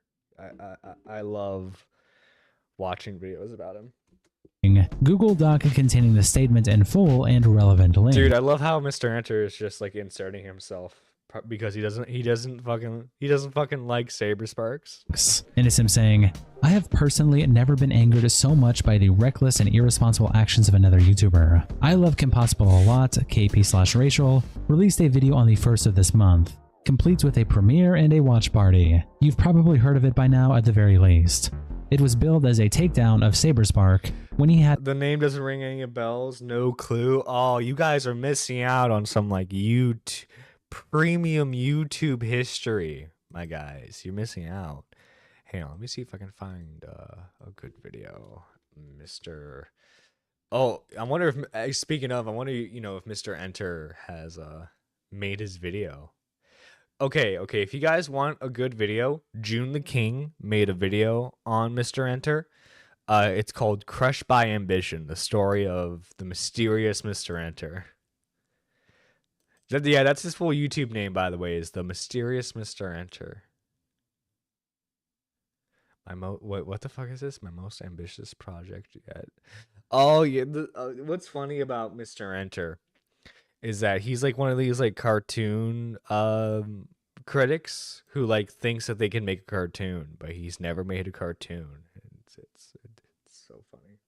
Had very little to do with the overall video. Even DA Games, the other YouTube channel in the title, was an afterthought compared to their mutual employee, Chris Aficionado. The video was unlisted and then privated, has since been re-uploaded, within hours of its release after immense backlash. The contents of the video have been well documented and rightfully torn to shreds by several YouTubers, most pertinently by Cartoonshi. It was meant to be about serious subjects from S harassment all the way to R allegations. The video in turn had cartoon reaction clips, memes, a terrible flow, half the time you can't tell what the fuck KP is talking about, and Saberspark is largely an afterthought. I was baffled at first, But as the days went on and I looked more and more into exactly what happened in KP's behavior before the release and since, I have grown from confused to angry to appalled. I'll be Angry and appalled are basically the same thing, Mr. Enter. upfront with the biggest issue here. DA Games does have legitimate accusations that should be looked into. DA Games and their community has hurt someone I know personally. Saberspark— You know the victims personally, Mr. Enter? What the fuck? They're like 13. How do you know them, Mr. Enter? You're in your 30s. Does have legitimate controversies that he needs to address that he has been avoiding for years. This video was so horrendous, it has simultaneously done damage to both stories and has hurt people, far more than Rachel seems to realize. I don't know much about DA Games personally, so I can't comment on that. But I do feel for the people who are hurt there. And I do hope that someone with more competence can tell the full story. Rachel's video was largely billed as a takedown of Saberspark. She teased it for months. The video's title was set up in the vein of Saberspark's videos. I have never seen someone falter allegations so abominably bad. I've been doing research on this story. Abominably bad. That's the funny thing with Mr. Enter. He tries using big words. It's just funny. I'm planning to make a video addressing the situation after I do the due diligence that Rachel failed to. Dude, let's go. Mr. Enter is going to make his own commentary video on this. Let's go. It's going to be fun. It's going to be awesome. However, some things I feel must be addressed immediately, with what Brony Fandom has accused KP of the night before this was written. I'll start by restating what is already known. There were many people who asked to lend their voice. People like Lazy Bedhead and June the King. None of them were given the full script or Dude, June the King did voice it.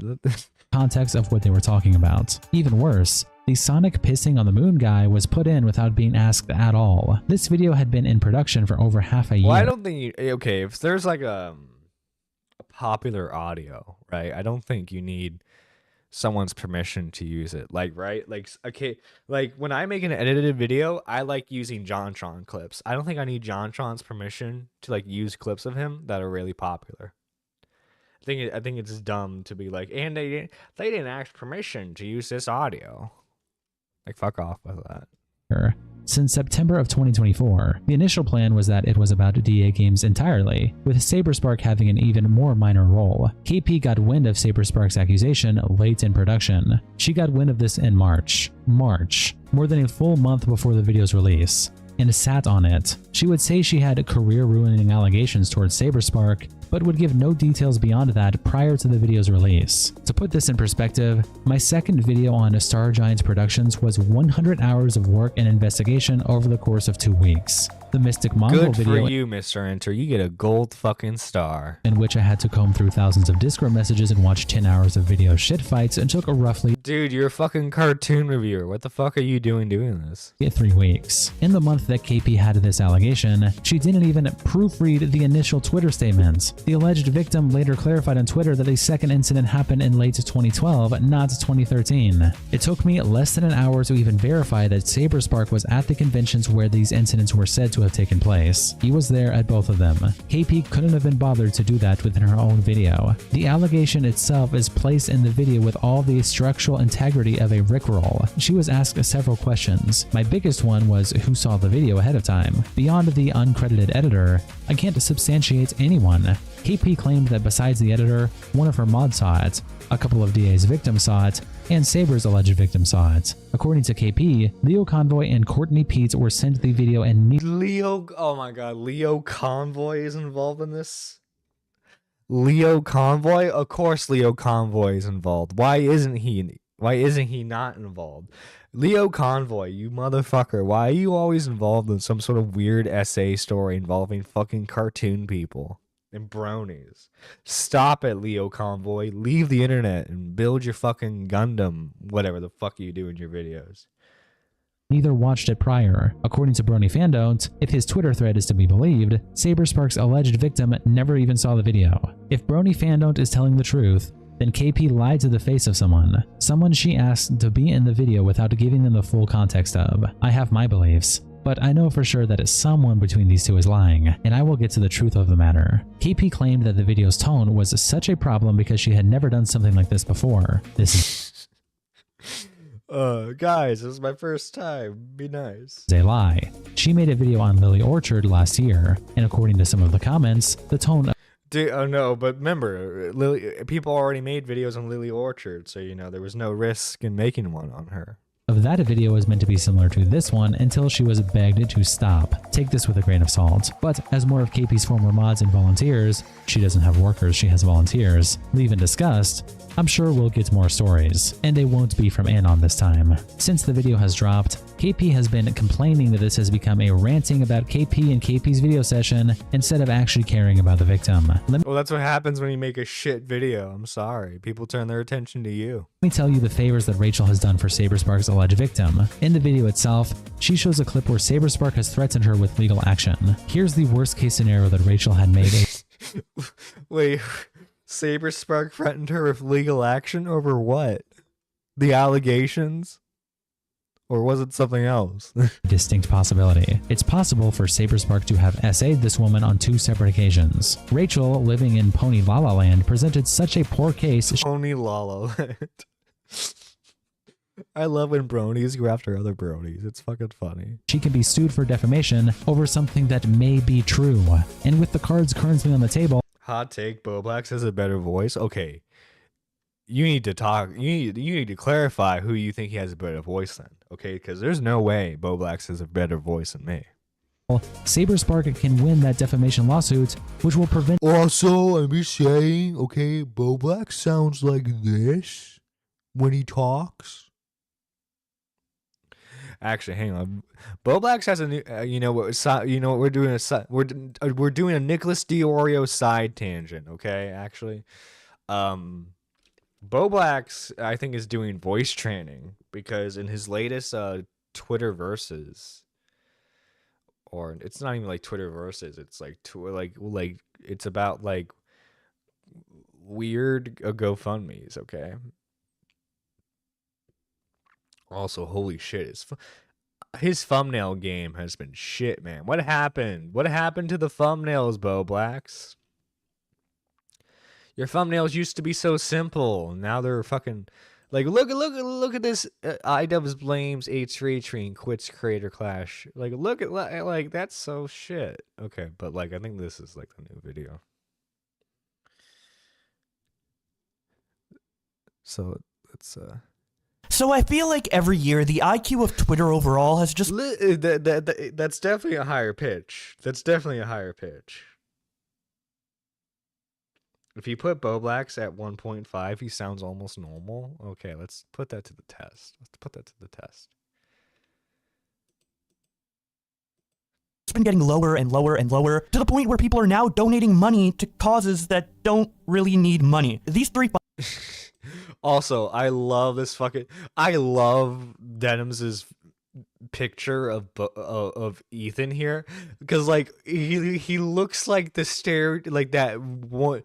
racist drawing that we all know of that I'm not gonna say out loud, but like holy shit, like this looks like the most stereotypical picture you could find of like Ethan's race.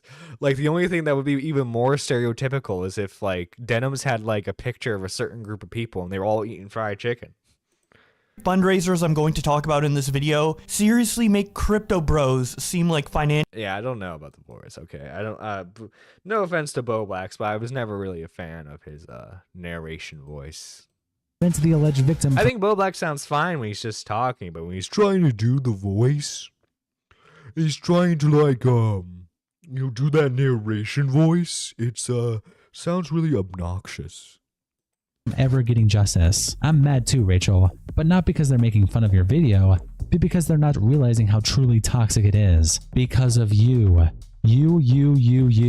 People in general believe that not just Saberspark, but DA Games are innocent of what they may or may not have done. You had 6 months to make a video. I would have assumed that you would have had one thought since then. I couldn't even follow what you were saying, and I had to follow the broken ramblings of the broken brain of my former editor. Here's what I know about the specific allegations towards Saberspark. He was publicly defending Black Griffin, who met the VA for Sweet Belle when she was 14 and well into adulthood. When she became an adult, the two married. Saberspark publicly defended him and said things were on the level. Later, it was uncovered that Black Griffin was publicly flirtatious with a known minor on DeviantArt, that at least 2 other people are alleging he sent. Dude, we're getting the lore here. We're getting the lore. them D-pics when they were minors. Saberspark continually fails to address this situation, and with a platform his size, he has a responsibility to. Saberspark has been accused of SA twice in 2012 at 2 separate conventions. I can confirm he was at the events this was said to have happened. I can confirm that there are people vouching for this. Oh yeah, I've never I don't think majority of people have questioned whether or not he was at those conventions. I think, but the problem is what happened behind closed doors, which is a he said she said situation, which unfortunately, because of how long ago the situation was, it's kind of hard to prove. Woman's story. I can confirm the person at least exists. I can confirm that this person may have had a reason for staying quiet for so long. KP's video is not when this person first stepped forward. They first stepped forward when the Black Griffin story was gaining more traction, and that should be looked into as it is where this story starts, not the monumental catastrophe of someone with poor investigative ethics. I am currently looking for more information and will keep my DMs open for the month of May. I believe that Saberspark should be obligated to give his side of the story publicly to his audience and address everything. The Black Griffin controversy isn't like fumbling criticizing Freedom Tunes or paying for a Daily Wire subscription. This is something that must be addressed. He is free to not say anything, but I believe that he owes an explanation to his audience. I believe it's suspicious that when the Black Griffin story is gaining mainstream attraction, he quietly lets it slide that he's going to be retiring in 2 years. I believe that time will... Why would you announce that you're retiring in 2 years? Why not just announce that you're retiring? It's so dumb to be like, oh, by the way, guys, I'm only making videos for 2 more years. Will tell the truth of the matter, one way or the other. I believe that a re-edit of the video that KP plans on making should be taken as a resignation of her being a content creator. Rachel, literally the only way you can survive on this platform is to soul search, profusely apologize, and never tackle serious subject matter in any way ever again. Like you, Mr. Enter? Like you? Alternatively, your other choice is to write, record, and edit your videos yourself to an audience of no one for no profit. However, going back to Brony's original thread that we read at the beginning of the video, Space Frog replies asking, when this person came to you, did you advise them to go to the police? And Brony says, of course not. With all its Of course not. Yeah, did you tell them to go to the police? No. Times even the most clear-cut situations of undeniable guilt get off scot-free and ruin the reputations of clear victims, I would never tell anyone to take that avenue if they already don't feel confident. What the fuck? Yeah, don't go to police. Because if they go to the police, then there's a public record. They have to put their actual name down. They can't remain anonymous, which is probably why he advised it. Also, too, it's like, okay, I'm personally not necessarily pro cop, but if you have a serious crime that happened to you, you need to report it to the proper authorities, okay? Because okay, so Saberspark, let's hypothetically, let's say Saberspark did assault them, right? SA completely non-consensual. What the fuck's the internet gonna do? He's still gonna be walking around. Okay, he'll lose his internet career, but he'll still be walking around, right? You can get a job at fucking Walmart or some shit, you know? If you go to the police and they're able to prove that he did what he did, then he goes to jail. He gets to rot in jail. But the problem here, of course, we have to remember is that this was from 10 plus years ago with a he said, she said situation. So the police wouldn't be able to do anything. Just like how the internet's not really able to do anything. I guess in terms of the court of public opinion, people can take sides, but the problem is this is a he said, she said story with almost no proof to provide whether or not it was consensual or not. We have proof that they went to the conventions. But other than that, it's well, what are we supposed to do here? What are we supposed to do? It's 14 pages! As a ginger, Nerdy is more pro cop than pro son. Dude. No, okay, hey. According to TikTok, gingers are black now, okay?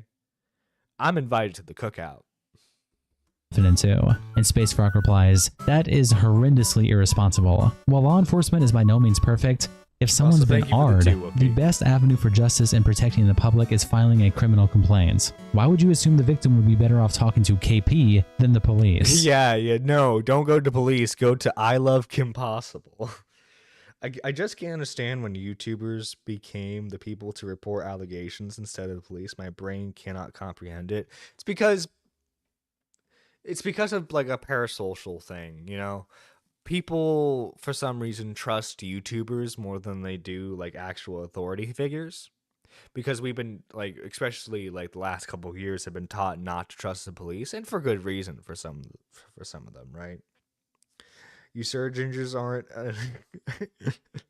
Nah, man. According to TikTok, we gingers are black now. Okay. By the way, you gotta say ginger. You gotta say ginger now. Ginger is our word. And Brony says, you underestimate how intentionally corrupt it is, and overestimate how effective even the parts that are trying to work are. And Space Frog replies, the stats on conviction rates for R are pretty sad, linking rain.org statistics, but even if only a small fraction end up in prison, that's better than— Also, too, I've like, even if the police aren't able to do anything, I think it adds more credibility to your story if you actually like go to police to report it. But again, the problem is if you go to like, obviously if you go to the police to report it, I think the records are public if you go and report it. So I think that just like it hurts the anonymity that the accuser is trying to have. What a YouTuber can do, which is no convictions, no justice, no protection of the public from an arrest. Why go to a YouTuber? And Brony replies, because internet justice is infinitely more plausible than courtroom justice. You say internet justice is more plausible than courtroom justice. What the fuck is that sentence? No justice, but everyone knowing his deeds and losing his status isn't nothing. Not even close. And KP Safety Mon quote tweets, it is practically nothing, okay? If you want, guys, if you want actual like assaulters to like, if you want assaulters to like actually be punished, you have to take them to jail. Simple as that. So that way they can't hurt other people. It's one of Brony's posts by saying, to be clear, yes, the criminal justice system is corrupt. However, not using it at all is a long-term net harm for victims, and underreporting is an exact result of outlooks like this. Prison for a RS, or at the very least a worsening of their lifestyle, is exactly justice. And Brony replies, not using it at all out of fear of it failing is the consequence of the system being so broken, not a flaw of the people avoiding it. You need to stop talking with such authority on what people should and shouldn't do. It's exclusively harmful. Exclusively harmful, instead of like inclusively harmful. And Ant replies, Jesus Christ, you should have reached out to Rain. If you ever get into another situation like this, learn from this incident and contact Rain. They are trained to handle stuff like this. And I'm guessing Rain's like an organization where you can go and like report stuff. Yeah, I mean, like, no, in all seriousness, like, go to the police, go to an organization that specializes in this stuff. Like, go through the proper channels. Yo, Mike's not a mod on. Okay, Mike's not a mod as like on his new channel. We gotta fix that. There you go. Mike Spiker Radio is now modded. And Brony replies, dumbass, I don't even know who that is. Why would I have reached out to someone I didn't know existed? This is a completely pointless response you're so angrily shouting. Even if I did know who they were, you should have is also pointless right now. I cannot change the past. Please, if you have nothing productive to add, then fuck off. I don't care that you want to wage war. All I want to do is help the victim. You shouting at me your opinions on what should have happened is pointless. It does not help. And Ant replies, if you don't know about the R Abuse and Incest National Network, you should reconsider your position in being someone people can trust to come to about this topic. And Brony says, now I'm learning it's just a third party that tries to help when dealing with authorities. That's what you've been screaming at me about? It's the same shit. If you think they're helpful, amazing. I hope they are. It's not the unchallengeable ultimate moral go-to suddenly. It's better than just being like, hey, going online, just being like, hey guys, by the way, this random YouTuber, yeah, they're a bad guy. you shouldn't like them anymore. Like, come on, man. Like, again, going through the proper channels helps legitimize your story, because like even if the police aren't really able to do anything, I think it shows that like because you're willing to report something, it adds validity. Now, granted, that's not always like, you know, there are differentiating circumstances, but still, like if if you're going through something like essay or whatever, your first thing should not be, I need to tell the internet about this. It should be, I need to go to the authorities about this. Hot take, I know. They came to me. Many have at this point. Maybe instead of fighting me about who they chose, you should try to understand why they did. Or maybe you could do literally anything to try and help people too. Nothing you're doing is doing anything but harm. You think you're the expert? Then why didn't they go to you? Maybe all they wanted was someone... Dude, this is so fucking unhinged. Oh, you think you're the expert? Then how come they didn't come to you? They went to me. I'm the expert. What the fuck? What the fuck? Dude, he's going mad with power. One who gave enough of a shit to speak loudly for them. And Ange replies, I have donated thousands to Rain. And then Casey makes her own thread where she talks about who she believes that the anonymous victim is, and then captions it by saying, I went through our DM history before posting this, and it made me sad to see what used to be. An open letter to I love KP a lot. Rachel, you know full well that handling things in public brings me no joy, but I'm not naive about the pragmatic reality of internet justice. In the spirit of our mutual love of The Little Mermaid, in the spirit of our love for the Little Mermaid, what the fuck? This post gives Triton destroys the grotto vibes. That is intentional. Sigh, this sucks so hard. I've tried to help you in so many ways. See, these people have autism. This shows. The fact that they typed out sigh. I warned you that a public video was not the way. I cautioned you about the harm you could cause to people who had done nothing wrong. You didn't listen. You wanted Now I can ban everyone. You better not, Mike. You better not. To get feedback from others. How is that working out for you? Do you remember our conversation many years ago that started with me saying, I defended you. I told people you had matured and grown as a person. Then you lashed out and made me into a liar. I'm not very happy with you about that. I've been thinking about that conversation a lot the last few days. I've thought about how I also said, you are not entitled to people's friendship. Not everyone is going to like you and want to be friends. You don't have to like it, but that is reality. At the time, I wondered what kind of entitled life you had led that I needed to teach you that kindergarten level lesson. Now it seems to me that your epic butthurt over not check DMs. I give you permission to play the whole thing. Oh boy, we got a new Mike the Bike song. New Mike the Bike song. Oh, Mike, well, don't worry, Mike. We'll play this towards the end of the stream. Nerdy, the only solution is to mod us all. He can't ban us if we're all mods. Not being in a specific cool kids club manifested into jealous hatred that has clouded your judgment. About your anonymous victim. Victim my ass. Of course I know who it is. I used to be friends with her too. There's a reason that's past tense. That girl has victim. Music video. Okay, we'll show the music video when towards the end of the stream, don't worry. A lot of them, actually. You simply didn't do the work to have journalistic integrity. You were supposed to vet sources and confirm stories. A simple Google search of her name and drama could have told you all the crap that chick has done that is public knowledge. That chick has done. Okay, fucking say their name. Say their name, motherfucker. And that perhaps she is not a person to stake your reputation on. However, you also know a list of people who could have told you the stuff she has done that is not widely known or public information, including the man you allegedly have in common. In your defense, a lot of people have put you on an information diet, and while you may have tried to research, folks in your personal life already find you untrustworthy and maybe told you jack squat. Now I find out that you have also made a false attempted R allegation that you later recanted. It's not a shock that you and that steaming pile masquerading as a woman found kindred spirits. That steaming pile masquerading as a woman? Holy shit, man. That sounds kind of transphobic. In each other. Given that one of the most egregious and allegedly criminal acts that other girl has done happened in the guest room of my house, I already What the fuck? What is this? Thought that bitch could fuck all the way off. Now I think you can join her. You detestable hose beasts deserve each You detestable hose beast? What the Oh, I love this. I love this. You are dead to me. I'm no longer in a position to help you in your career or do you favors, so I imagine you don't care. I'm okay with that. It's for the best. You don't have the success you are so jealous of because you have neither innate talent nor charisma to go the easy route, and are also lacking— God damn, they're digging in on the victim hard, man. I've heard of victim blaming, but god damn, this is victim kneeling.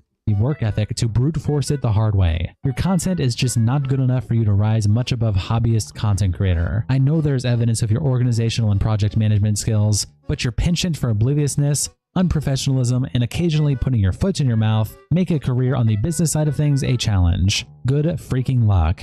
You're going to need it. Casey. Amy, someone who claims to be an IRL friend to the anonymous victim, says, "Stinky victim blaming. Ew, yuck." What the stinky victim blaming? Ew, yuck. Oh my god. I love seeing how these people type. Thunderbolts past 300 million. Very epic. Oh, that's cool. That's cool. Stinky victim blaming. Ooh, yuck. You know what? I'm gonna download this video later, and I'm gonna make that into an audio clip. Stinky victim blaming. Ooh, yuck is so fucking funny to me. A friend to the anonymous victim says, "Stinky victim blaming. Ew, yuck." Don't be surprised if that's the new Dono sound in a few weeks. Pony fan replies, "Aren't you friends with Black Griffin?" And Kate, ooh, goddamn. Why are these people so autistic? I don't know. Casey says, "You're late to the party. I spoke my truth about him years ago. I won't pretend my lived IRL experiences didn't happen, no matter how much drama mongers would prefer otherwise." And Pony Stinky victim blaming. With the fucking ooh emoticons. Oh my fucking god. fan says, "I'd be cautious about calling people late to the party, since my friend can't be an artist because he's my friend and she's just a liar is pretty old head behavior." Oh my god, Black Lives Matter, Pony fan at Pony fan Seth. Cope and Seeth quote tweets Casey's post by here we go, Cope and Seeth, saying, "Seems to be a lot of movement on who the victim is. Hearing some interesting theories on the Vine, one of which would explain a lot. This story is kinda wild." And finally, Brony Fandom tweets out, "So many people want my head, because I supported people who had been sexually abused in ways that outside parties didn't approve of. I know anything less than submission isn't something you'll approve of, but I don't owe any of you anything." Yeah, that's right, fucking Brony fan. You stick to your ground. You stand your ground. I never have. If the victims that I'm trying to help feel that I've wronged them, then I will apologize. Why? Okay, this guy's like discount Twitter Brony Mama Max. Like, why is it up to him now to like be the voice for the victims? I mean, if you want to help people, that's great and everything, but like, you're acting like it's your goddamn job. To them. I will do whatever they feel is necessary to make up for it. And if they no longer want me involved, then I won't be. But as of this moment, it's only been strangers speaking for them. I know explaining myself is a lose-lose. I'm not allowed to understand that positive impact I've had, or it's considered ego and clout chasing. But Griffin is no longer even alleged. Almost everything he was signed on to do, he's been cut from. TLDR, Brony equals guilty. So true. So He can no longer even claim to be innocent. The information is too easily accessible and too extensive. But not every person I help has the luxury of going up against someone with extensive paper trails publicly, and that does not mean I should ignore them. I don't just take a story someone tells and run with it. There are many cases where I had no way of judging the validity, and therefore didn't publicly talk about what was told. Saber's victim is trustworthy. I don't hesitate to say this bluntly. She is telling the truth. If you don't believe I mean, I would prefer her telling the truth, but like, again, we don't know. It's a he said, she said situation. her, as long as you don't try to go in with the assumption that she's lying or not even real, then that's fair. But I believe the victim. And that belief doesn't have conditions. If I didn't publicly support her story, it would mean I doubted it. I don't. I don't know if I'll accept helping victims speak out in the future.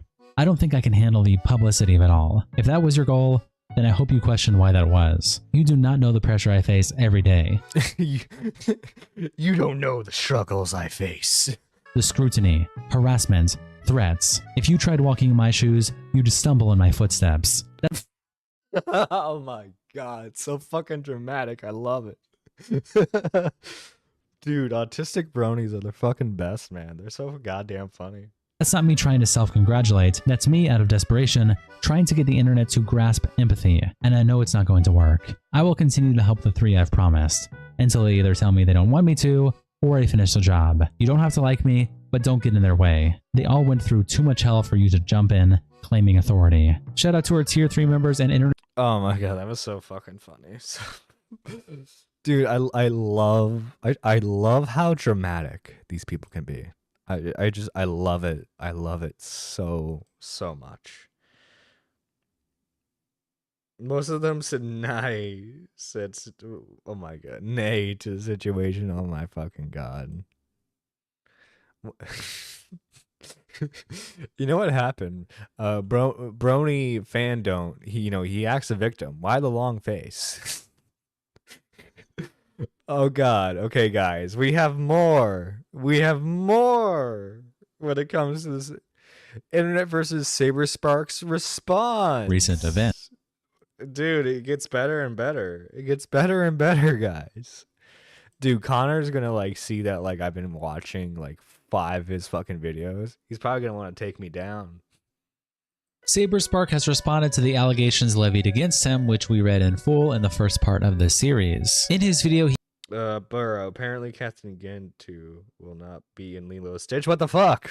What the fuck? He's an essential character. What the fuck?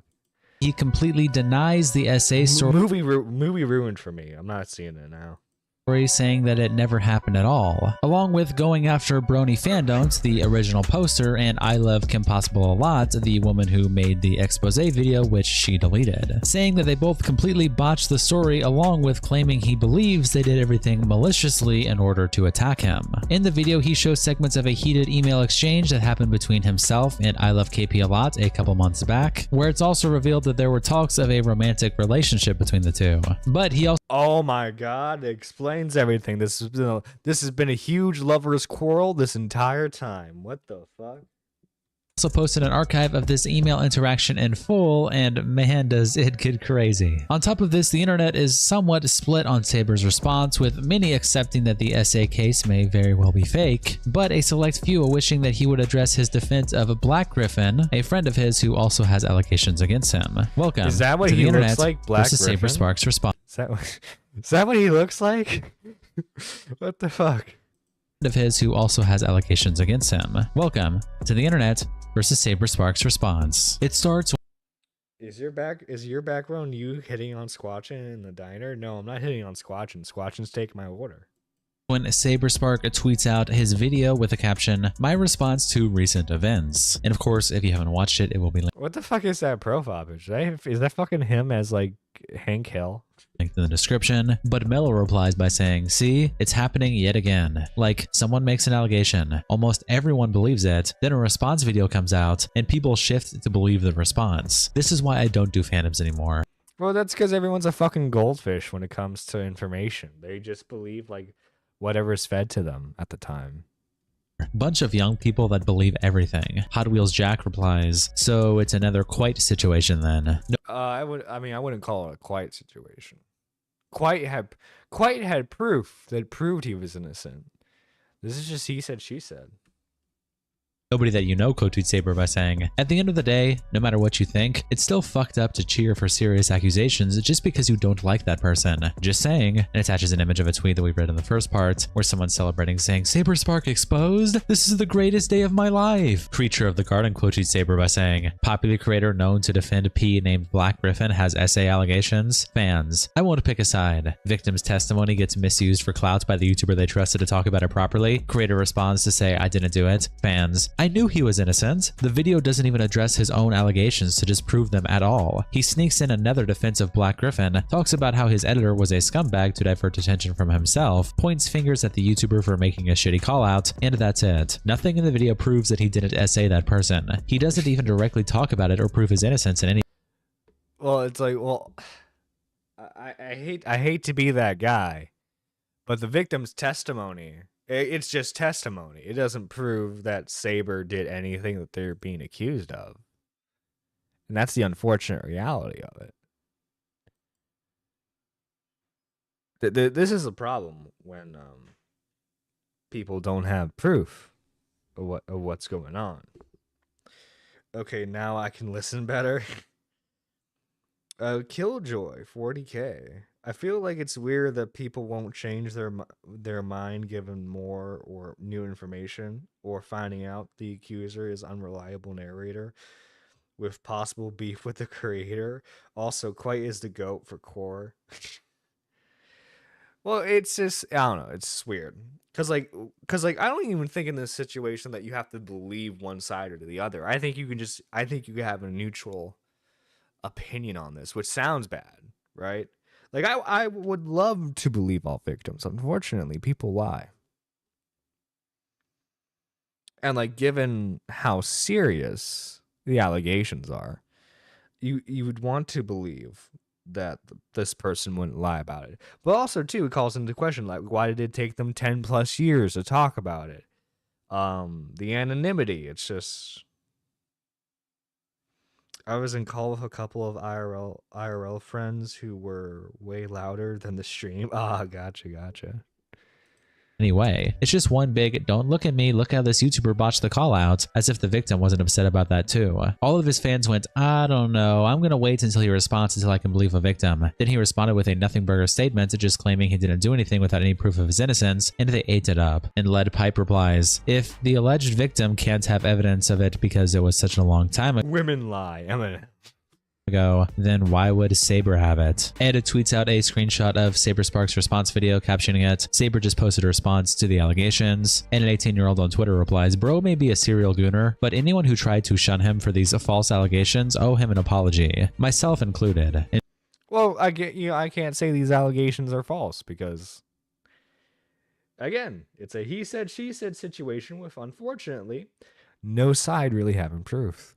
Trey replies, I can't believe innocence until proven guilty is non-existent on Twitter. Zeus the Doodler says, the allegations are fake, but he still defends his P friend, so, and an 18-year-old which is weird. Okay, if he's like actively still defending like a guy who's like been proven to like mess with minors, it's fucking weird, man. replies, yeah, he still isn't innocent for that. Quartzy tweets out, so the Saberspark allegations were false. And Creep replies, fuck. And Kay says, so you're pissed that someone didn't get R'd? You should probably start questioning yourself, dude. Frank Z also tweets out a screenshot of the response saying, y'all, he just dropped a response to the allegations. And Beneficial Gamer says, the dumbest part of the allegations for me was the part where after both essays, Saber held out his hand and said, friends? Like, who the fuck does that? Yeah, it's just like, that was always funny to me. It was just like, hey, I know we just had sex, but like, handshake, friends? Like, who does it? Who the fuck does that? If that's true. And Harley TBS quote tweets Frank by saying, so because Saber responds, the allegations isn't suddenly falsified. No, it's not that they're falsified. It's just the problem is it's a he said, she said situation with no proof. I mean, if you believe the victim, I mean, that's more power to you. I don't necessarily believe Saberspark. It's just like both, like, again, because of how long ago these were. Because of how long ago these were, like, no one has fucking proof on either side to prove their innocence. The best proof that people can come up with is that they were both at the conventions where these allegedly happened. I need you guys to wait for a response from the. Have you seen the doc against Black Griffin? It's one of the silliest things. They include him buying Girl Scout cookies as evidence of him being a pedo. What the fuck? Dude, I better not buy Girl Scout cookies. I do that. It's all about what he said. It's all about the he said, she said bullshit. I would suggest picking Beckett or Falgi's brain on it. Hey, if Falgi wants to call in, he's more than welcome to. Unfortunately, like, I just like, hey Beckett, hey Falgi, explain this essay to me. Explain this rape. The person being to me specifically, Nerdy John, who has no clout, accused of monstrous shit before you put it all over Twitter as a fact. Explain the rape. fact. Are we serious? When did it become normal for a gimmick account to platform allegations to millions of users? If it gets proven wrong, I'll take this down. You shouldn't be tweeting that a person did vile shit before it's been proven. What an awful gimmick. And it shows Santa Decides correct version saying, Saberspark is on the naughty list. Vile shit. If it gets proven wrong, I will take this down and you can disregard everything. Isn't like the original guy who made the Santa Decides account like fucking unhinged? I don't know. I remember Augie and Nick like complaining about him a couple of years ago. I said, with it also having 47,000 likes and 3 million views. Comic Book Reader posts the response video on the YouTube drama subreddit. Your local manager says, I wish he included more evidence, bro. The original claim had almost zero evidence. And we know that because of the stream Kim Possible did saying that this was all hearsay. And we also know that because the alleged victim and Kim Possible knew this information for almost a year and were both completely fine interacting with Saber on Twitter. And for almost a month, Kim Possible was attempting to hype up, oh shit, this is gonna break the internet. But he didn't provide evidence of him not doing what is alleged. I'm sorry, but you have to thank Kim Possible again. Yeah, it's like, I don't know. It's hard to prove a negative. Like, prove that you didn't rape this person.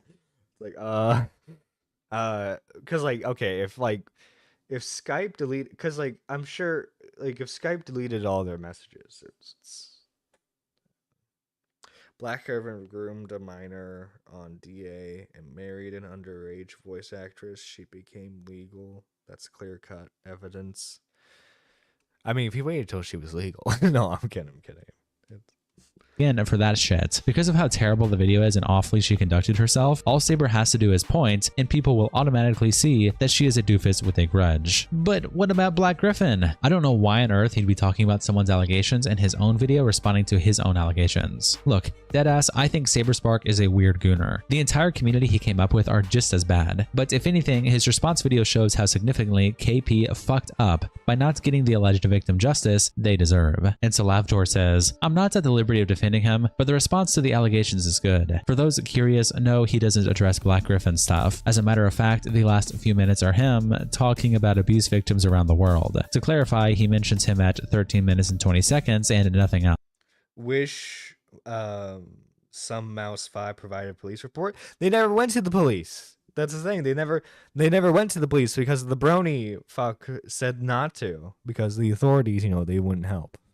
We will probably never see him enlighten us about the Black Griffin, and he's more than likely firm on his stance on defending him. Saber did the right thing to defend himself as there was no evidence towards him, but Griffin has had so much evidence come out over the span of the past few months. In fact, there was a whole month where new things came out weekly about him. The last few minutes of this video have no weight, and I hope Saber acknowledges that people are going to give him a lot of shit for it. And Space Fluttershy replies, pretty fucked up that he doesn't even touch on those impacted by Black Griffin at all. He's apparently all for standing up for victims, except for when they're victims of his best bud. Like, regardless of the truthfulness of the allegations against Saberspark specifically, his adamant defense of his racist predator buddy has been enough to sour him in my eyes already. Dude, not only is he a predator, he's also racist. And Salaptor says, here's a quote during his last couple minutes. There are consequences for those actions and we have to take those matters seriously or more people will get What's worse, chat, being a predator or being racist?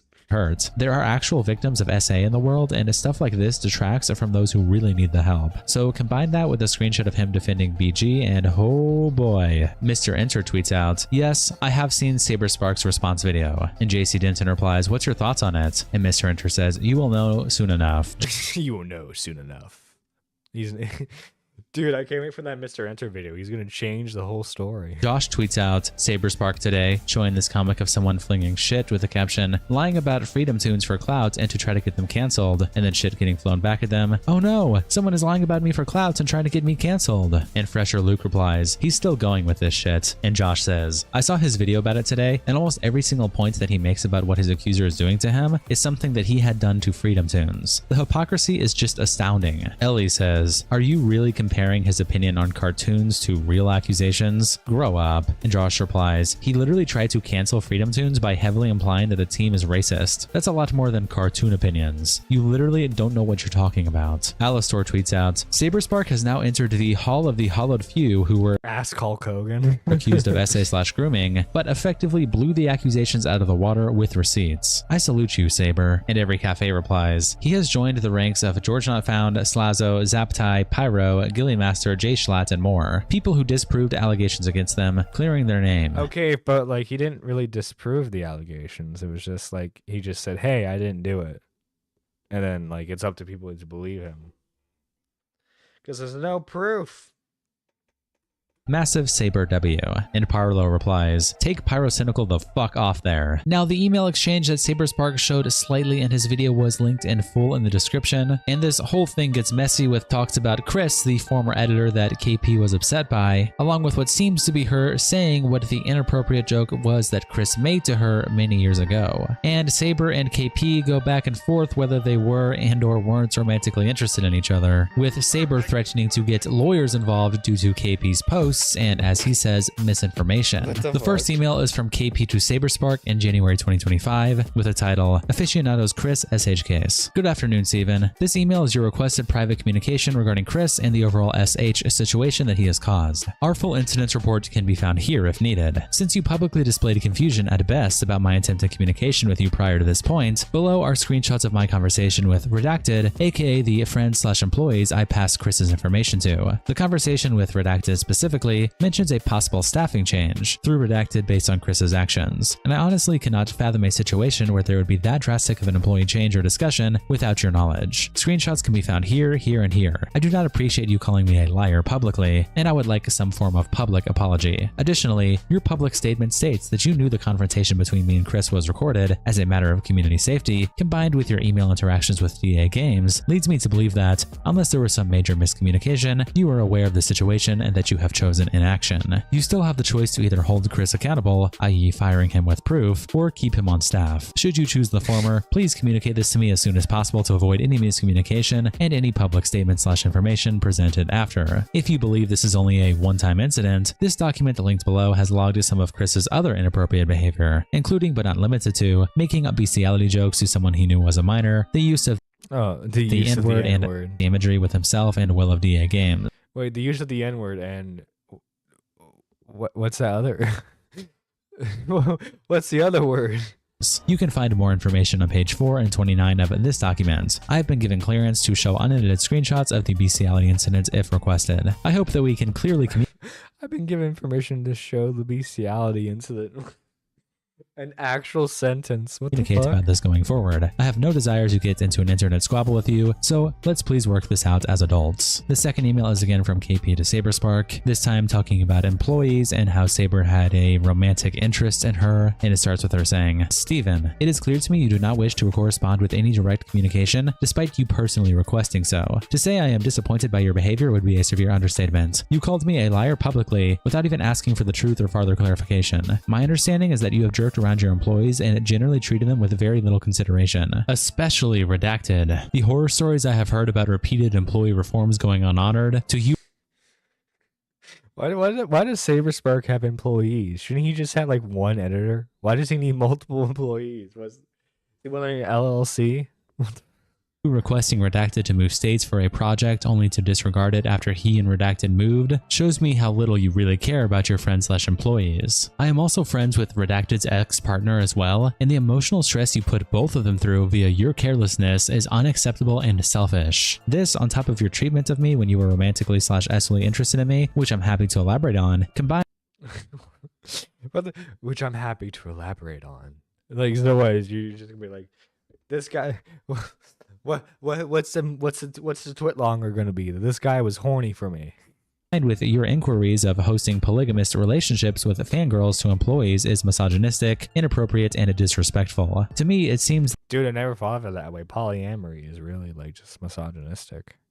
That the only reason why you wanted to get involved is that your name was attached, and you're more interested in damage control for your brand than your brand's actual integrity. I feel like we wouldn't even be having this conversation if I was not another YouTuber in your space. I hoped that you could be a professional about this going forward, even though, frankly, you haven't been through this entire nightmare ordeal. But clearly, that is not possible. So, see you around, kid. Rachel/KP. Attached are the previous images I tried to send earlier since they didn't go through for some reason, not that you seem to partially care. And Saberspark responds to the email by saying, Hey Rachel, to start things off. Oh my god, of course it's a fucking furry profile picture. What is that? Is that a lion? Is that some sort of feline cat? What the fuck is that? I'm sorry. You know what? I think Saberspark's guilty now. He's a furry. Instantly guilty. off, I replied to on Twitter the way I did out of frustration due to the misinformation you have about me and how you were talking about me without ever contacting me directly prior. I'd imagine you'd feel the same frustration if someone had incorrect info about you, and you probably do with how some people went after you in the past with false information. I truly don't want to engage in internet drama that operates off of gossip, but the amount of misinformation you have is staggering, so I will set the record straight. I'll begin by saying that the information you have about me, redacted, is 100% incorrect and can be objectively proven false. Unfortunately, it sounds like Redacted has vented his opinions and frustrations with the conclusion of redacted people in his circle, but to say it was misinformation is a far cry from the truth, and I have the pay stubs and messages to back that up. I paid for his move, I assisted with his rent, I paid for his salary, and I personally packed up the U-Haul and drove him back to Redacted after we both mutually agreed to end our project. I offered to launch the collaboration at the time, Redacted. You probably didn't know that, but I have messages to back that up clear as day. Also, Redacted never moved, and I can have him testify personally to the fact. He's in a call with me right now. He currently works for me as one of my team leads, so if you think he believes he's been mistreated, why the fuck does Saberspark need so many goddamn employees? I've seen his videos. They're not exactly complicated to edit. Saberspark has a cat. Oh, that's disgusting. Disgusting furry behavior.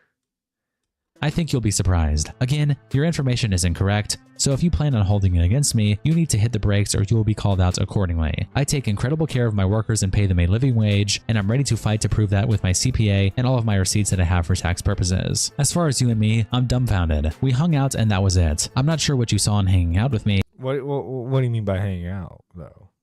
Because you hung out with the alleged victim, you know. What happened there?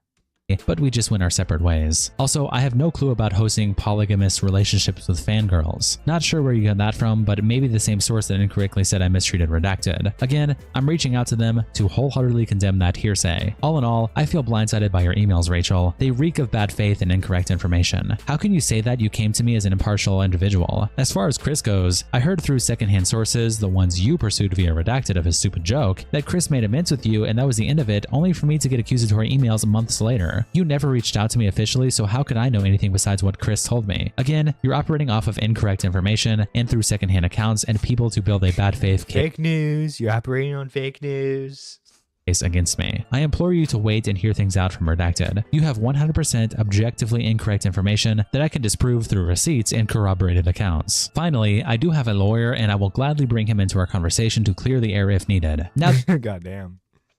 Bringing the lawyers in, let's go. That it has come to this degree of misinformation on your end, I will do everything in my power to clear the record for the truth, and that includes exploring legal avenues if necessary. I hope this information helps and convinces you to reconsider your position. Steven. And KP fires back with this Oh boy, here we go. Email starting with her saying, Steven, the main issue is Chris's conduct, and you have passed the allotted time I have personally given you to deal with the situation privately by not responding to any of my concerns in my first email, which I feel is ridiculous considering you had access to this information regarding Chris for a year, regardless of where it came from. If you are now going to sit there and threaten me with legality after this many private attempts at communication, I count 6 between my first email, the Twitter thread, and via mutual contacts, I will not be entertaining any further discussion with you after this last correspondence in cutting contact with you at this point. The reality is I am incredibly uncomfortable with the general approach in which your previous email and how your public correspondence have been addressed, as well as with you in general. So I will keep this as brief as possible. To add on to this I will fight you for the truth tone your whole last email and the Twitter thread is drenched in undermines the actual issues of Dude, you gotta hate a lover's quarrel.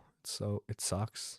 The conversation, on top of assuming I'm going to publish falsifiable information. Is that how you talk to someone who was treated poorly by a current employee in the past? Based on all of our previous conversations, forgive me if you are not at the top of the list of people who treat me with assumed respect. In regards to your response to my Twitter posting, your heated response calling me a liar and questioning my character publicly is unacceptable. How you were particularly feeling at the time doesn't justify calling people names and treating them poorly. As well, you could have DM'd me as requested several times or asked for farther information before responding in such a tone. When all I asked regarding this exchange is for you to apologize publicly for something you did publicly, you instead doubled down in your last message and tried to justify your feelings. So the whole reason why I love Kim Possible and we just made the video was just because she fucking has a personal beef with Saberspark, which, you know, if you got personal beef with the guy, you know, you can make a video about that.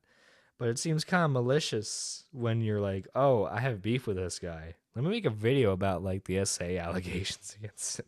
And only privately at that. That doesn't strike me as someone who is dealing with this situation with the utmost maturity, but a desperate attempt to distract from the actual issues and make yourself the victim. The fact that you are going about this route again, after I had to prove I wasn't lying the first time, is fucking deranged. Regarding your access to the information around the incident regarding Chris, and your insistence that I was the one who directly discussed the information about Chris instead of your general access to said information seems to be misguided. Do I have to directly tell you what to do with an employee incident of this scale for anything to happen? I shared the confirmation I had from both Redacted and Redacted that you had said information, which came off as indifference based on what I felt, as well as your correspondence to DA Games alluding as such, as well as there being a public safety report available with public contact information present for a year regarding the situation. So I don't understand how it is particularly relevant how you learned your employee's SH to someone in the past. It just matters that it happened. Even assuming you didn't know about Chris's actions up until the Twitter exchange, I still emailed you directly to discuss it before it reached this point, and you seemingly ignored that email and only responded to a second after my frustration became clearer. To be frank, it also doesn't matter how the perpetrator feels how the resolution went, but the fact that it happened in the first place is unacceptable. Chris is very obviously going to tell you whatever you need to hear to keep this job. It's alright guys, the criminal said the crime actually wasn't so bad after all. Hell, it doesn't even matter how I feel about it. Still, if you were so concerned with my personal opinion on the matter, to the point whether it would directly dictate your decision to keep Chris on the staff or not, I do not, for the life of me, understand why you didn't reach out to me, directly or indirectly, through our friends. Dude, seems like Chris is a really bad guy. Hashtag not cool, Chris. Hashtag not cool. Regardless, this isn't a joke, and your insistence as such is the underlying problem in this whole situation. How is it a fucking joke to say you finished on your boss's clothing and tell that to other men multiple times? It cannot and should not be belittled as just drama. Why would I have gone through the trouble of corresponding with DA Games or having a safety report be written if I just thought it was just a joke? I was and am worried about the children Chris and the greater DA Games community still have access to. Even if I had forgiven Chris for some reason, it would...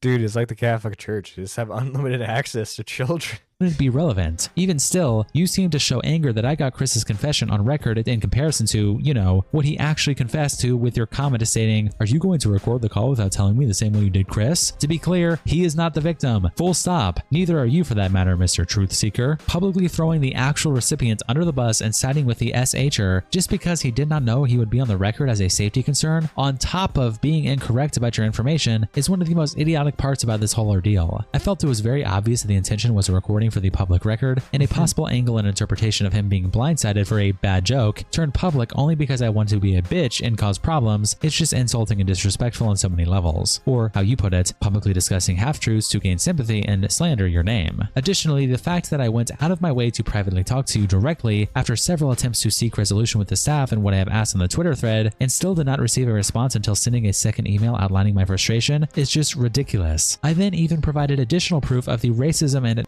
imagery that Chris and Will displayed. There are even incidents of... Listen, they had access to children, but they were also racist.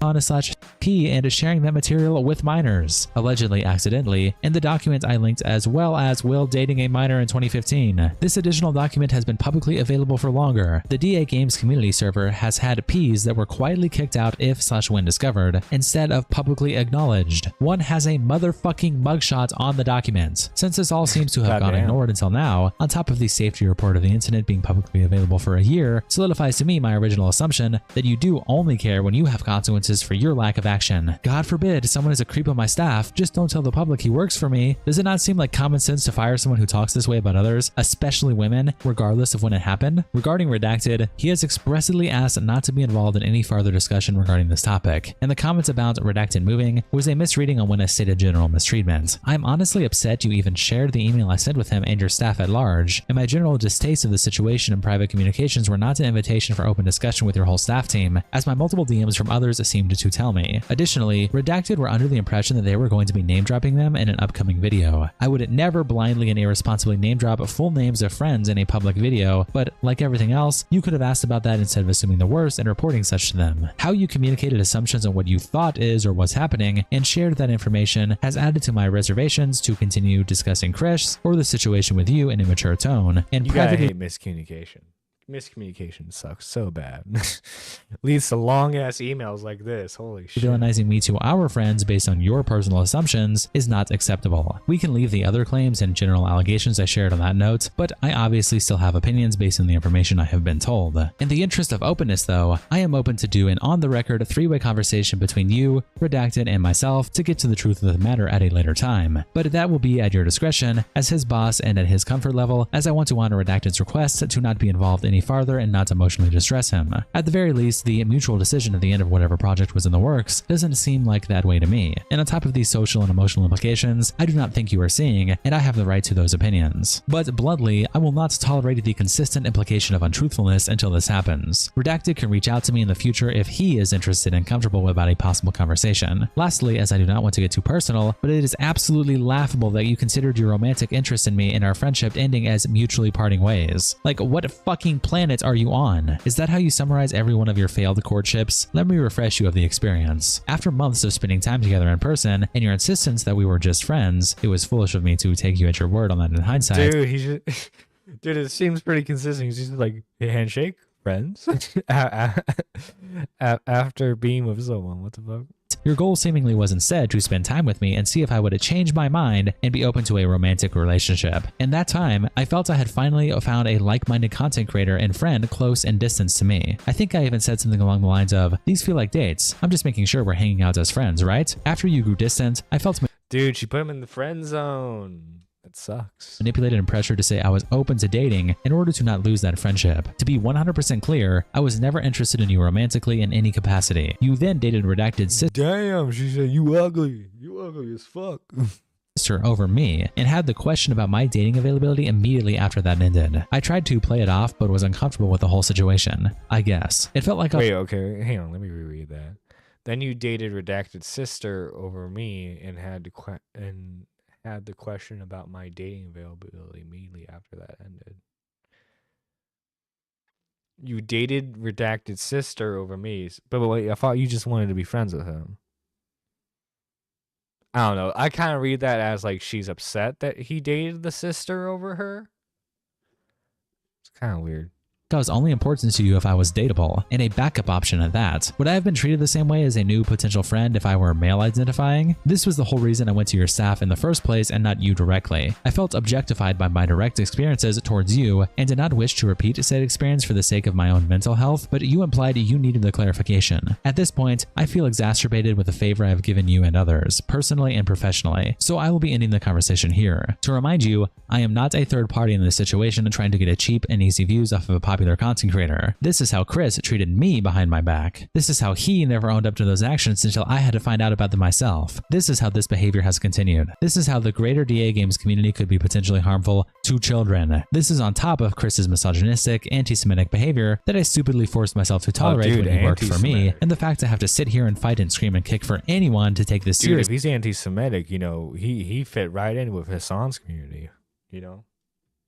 Is so they might welcome him with open arms. Emotionally draining, triggering, and insulting. This whole situation has been a nightmare, but I'm not going to sit here and let everyone else pretend it's just a joke out of public convenience. And I would bet good money that he is still on your payroll. I'm at a loss for words. Frankly, I do not have the patience or emotional bandwidth for your tone, your constant villainization, or to discuss this farther with you at this point. For your own perceived direct benefit. To be blunt, you trigger the shit out of me, How long do you think it took Steven. them to write this letter?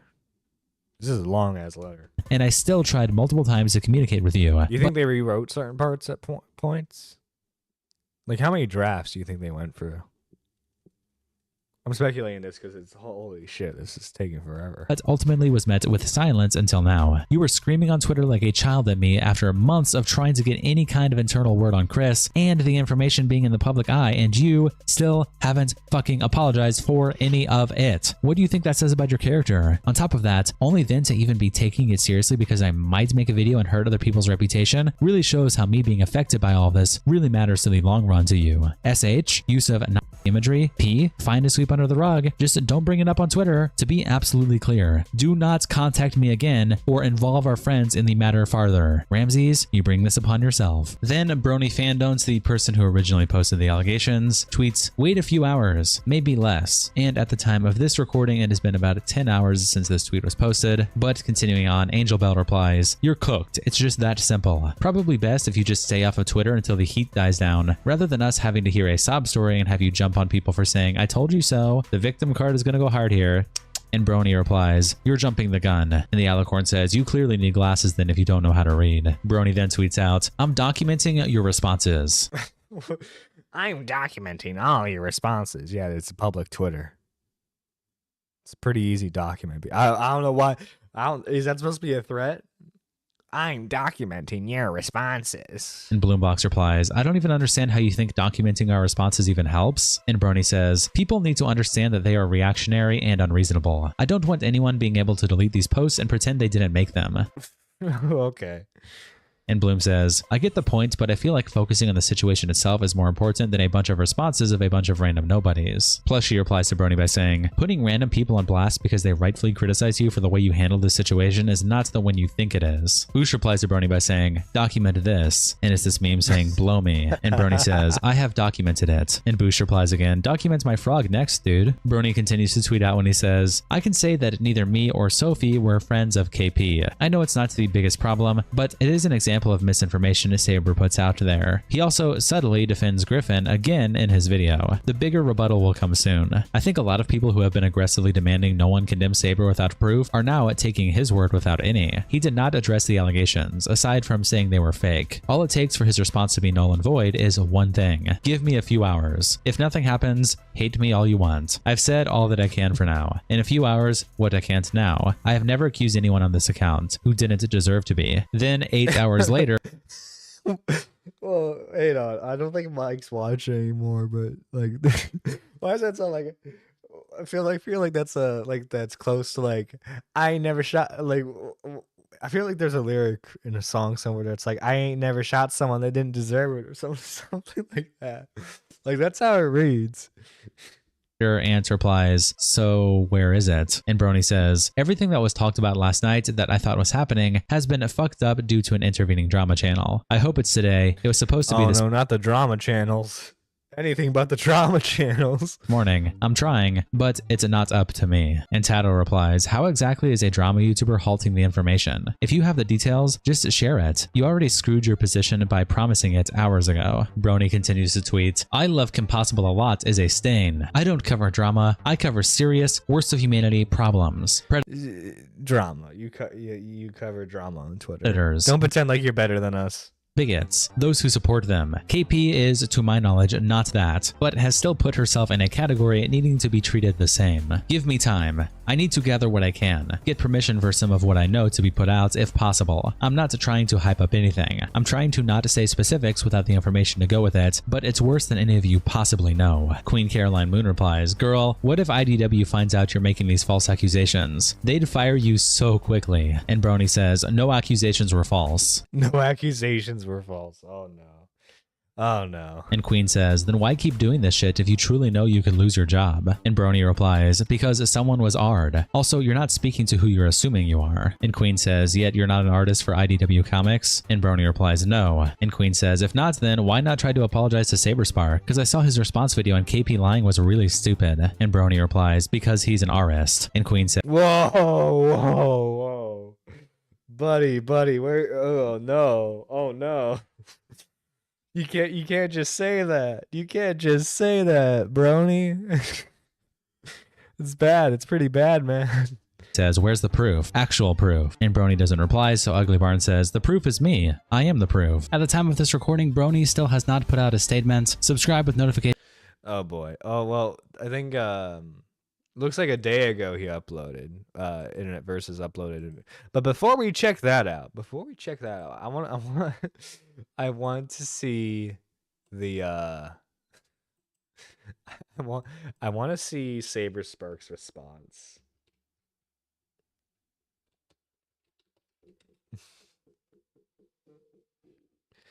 I need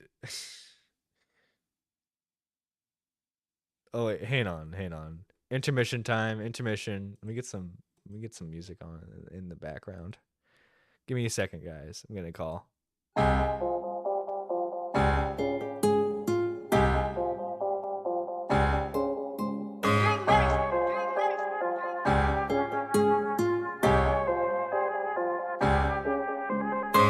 It's time and we get into the turkey. Just red as hell eating all the beef jerky. Why are you on Discord? Aren't you like 30? On Twitter hitting up e-girls getting flirty.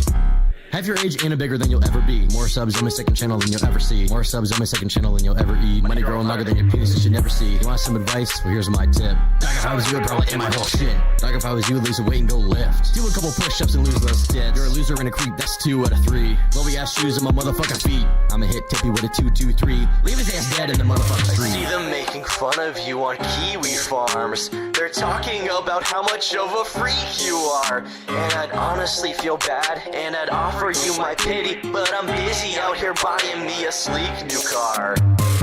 You just stay away from the goth mommies. Shoot you in the head like COD zombies. Boy, you old as fuck like Rob Zombie. Trying to give couples that slop topping. I'm with Bobby, I roll up a stogie. I ash it on tipster and tell him to blow me. You trying to eat burgers, especially Zoe. You said you was leaving, you better get going. Gonna deactivate, cry like a bitch. Buddha heart under you throwing a fit. Bitch, I'm dark, but I'm getting it lit. Bring up my DMs, I don't give a shit. Some count stuck like you in a tub. Trying to get bitches to give you a tub. All in their DMs like, give me a hug. Sorry about that, guys. You know, those Indian scam callers. We would like to talk to you about your insolence and why you owe the bank money. Hello, yes, we would like to talk to you about why you owe the bank money. But no, yeah, okay. We're gonna be watching Saberspark's response. It's 19 minutes long, so this is gonna be fun. This is gonna be fun, guys. Super fun. Like holy shit. This is what he looks like. This is what the fucker looks like? I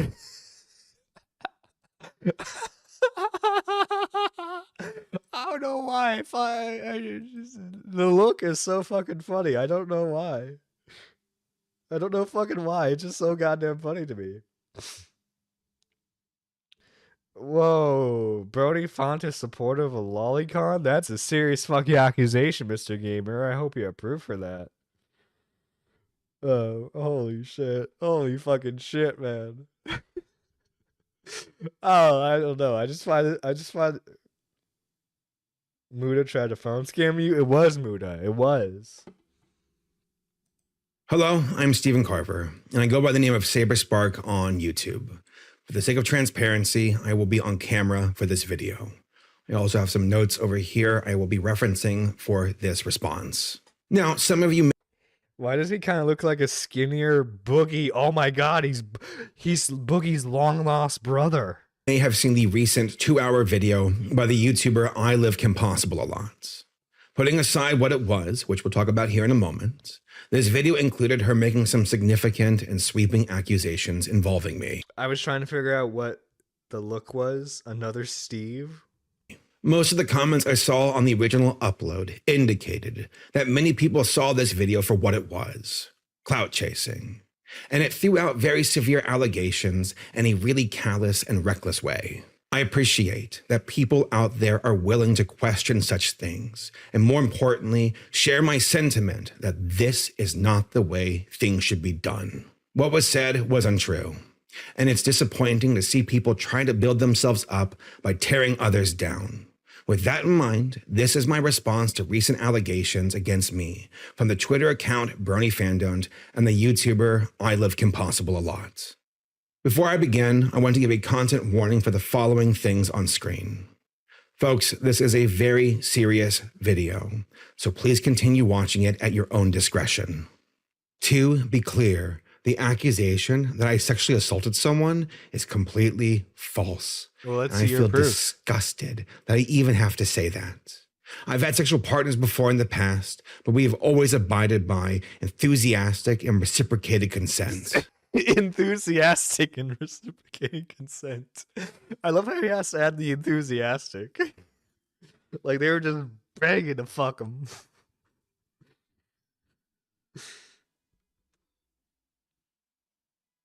The actual reality of the situation appears to be the result of what I believe to be a hit piece. From what I've seen, it seems that KP... I mean, it's not, I believe it's a hit piece. It is a hit piece. and a person by the username of Brony Fandom were working together to push this story, and I have evidence to prove that. But more than that, what KP's video actually does is extremely dangerous. It hurts those who are truly victims out there, and this is not how you do things when it comes to people's lives. The following section will be about I Love Kim Possible a lot, my history with her, and what appears to be her attempt to falsely accuse me for her own gain. To make it easy, I will be referring to her as KP for the remainder of this video. I met KP in 2014. We lived in the same state and eventually became friends. This was mainly because we shared common interest, as we were both part of the... Oh my god, he doxed her! He doxed her face! Also, that does look like someone who would like Kim Possible, the redhead. Yeah. Fandom, and we're both YouTubers as well. She came to me asking for advice on her videos and connections to go to conventions. At the end of We need more nostril flares to really feel it, Jackwagon. Yeah. 2014, I started a new job and entered a new relationship with someone. For the next 5 months, I was extremely busy. KP would occasionally reach out to me, but I did not have time to hang with her. It was nothing personal, and we naturally drifted apart. 8 years passed, and in August of 2023, a friend of mine messaged me. Yo, Reese, how you doing, man? How you doing? On KP's behalf. Everyone's favorite drag queen, Reese. He told me that according to KP, one of the editors on my team allegedly did something inappropriate to her back in 2015. I immediately addressed this with my editor, and he told me that the matter was settled between him and KP. I took his word on that and assumed that KP would reach out to me directly if that was not the case. On November 12th, 2024, KP made a tweet where she was upset that Chris was still working on my projects. She then posted, "Video coming soon." On January 6th, 2025, KP emailed me demanding I take action due to Chris and what she claimed he did nearly 10 years ago. Due to a leaked call between Chris and KP, they recalled the full story. Chris made a sex joke in regards to KP, and she found out about it many years later. What shocked me was when Wait, this isn't all about a sex joke? I mean, it probably was crude and inappropriate, but this is all about a sex joke? Hope you're doing okay, Nerdy. I'm doing good. I'm doing good. You know, we're out here streaming. I was informed this call was recorded without Chris's knowledge or consent. Chris profusely begged for forgiveness at the end of the call, and it looked like both KP and Chris ended on amicable terms, which matches what I was told by Chris when I initially confronted him about the situation. Yeah, Chris, you want to say anything? I guess I'd go first, yeah. Go for it. All right. Well, first, I think it's the obvious thing is one, just want to profusely apologize for that terrible fucking thing I did. Mm-hmm. And that God was an absolute horrible person. Wait, okay, so like he made like a very inappropriate sex joke. Okay. I mean, it's understandable why she would be upset about it, but this seems kind of much. Person so many years ago, and you didn't deserve that. So. All right. So I don't really have anything else that I feel comfortable saying at this point, but you know, I'll just leave with good luck and may God have mercy on your soul. And you know, this too shall pass. Okay, all those things. So yeah. Okay. Thank you. All right. Well, have a good night. IIRC was his joking, claiming he jerked off on the panties of a girl he was roommates with. Gross, 200%, but not life-ending. Very gross. I mean, not to downplay. Oh, no, yeah, it's very... Okay, if that's the joke, yeah, it's very fucking gross, very fucking inappropriate, but, like, I don't know. To, like, spin it into, like, he's a Nazi seems kind of weird. Granted, he might be a Nazi. Who knows? May God have mercy on your soul. Makes her sound like a... Oh, okay. See you next Tuesday. Yeah. And I think this is... I'm going to limit my communication with you for obvious reasons, but no, that's perfectly reasonable, and I understand. In addition, after listening to this call, it appears KP was asking Chris intrusive questions in order to find more information about me. So, as far as your relationship with Saber, like, is it, like, just so I know, is it something, are you guys, like, friendly, or is he just giving you kind of contract work and that's it? I mean, I guess you could say it's both, but I don't have, like, long conversations with him because he's so busy. The most I ever see him is at conventions if he happens to be at the same. Okay, this is kind of weird. Like, she's now fishing for information about Saber, which is kind of weird. The terrible fucking thing that's what people were vaguely saying their wrongdoings. One. Okay, so you know, you're not in an environment where this would have come up anyway. Never. So he would probably be unaware. Never. He's 100% unaware. Like, again, I can't stress enough is that in the times I ever told the story, it was, as you described it, locker room talk with a very small amount of people in a private call. I never told it publicly, and I never, ever told it to anyone like Saberspark. As far as I don't know Chris why you would goes, share that information out to begin with. I certainly wouldn't share that information. we took the situation seriously from the very beginning. The joke was inappropriate, but it was told nearly 10 years ago. He profusely apologized. Wait, this to is me a as well. 10-year-old joke? This is all over a fucking 10-year-old joke? Are you fucking serious? God damn, man. And admitted to his faults. I believe in the inner growth of a person and that they can change for the better. He did good work for the team. I was surprised, though, that KP thought she had the ability to dictate who I hire and fire for my own team. On February 5th, I will say that it is fucking annoying. That's just like, hey, I think you need to fire him. I'm not involved in your team, but you need to fire him. 2025, KP emailed me again, but this time with false allegations. She claimed that I had, quote, jerked around my employees and generally treated them with very little consideration. She also claimed that I was, quote, hosting polygamous relationships with fangirls, which is as ridiculous as it sounds. On February 25th, 2025. Yo, the cartoon guy, he fucks. KP sent her final email to me. In it, she said, quote, to add on to this, I will fight you for the truth. Tone, your whole last email and the Twitter thread is drenched in, undermines the actual issues of the conversation on top of assuming I'm going to publish falsifiable information, end quote. However, incorrect information and hearsay was included within the release video. She also stated that the reason she messaged my members of my team instead of contacting me directly was that I, quote, triggered the shit out of her. And at the end of the email, she told me to never contact her again. And following that request, provided one piece of evidence on his end. Well, yeah, neither has the victim, though. That's the problem with this, Mr. Gamer, is that it's a he said, she said story.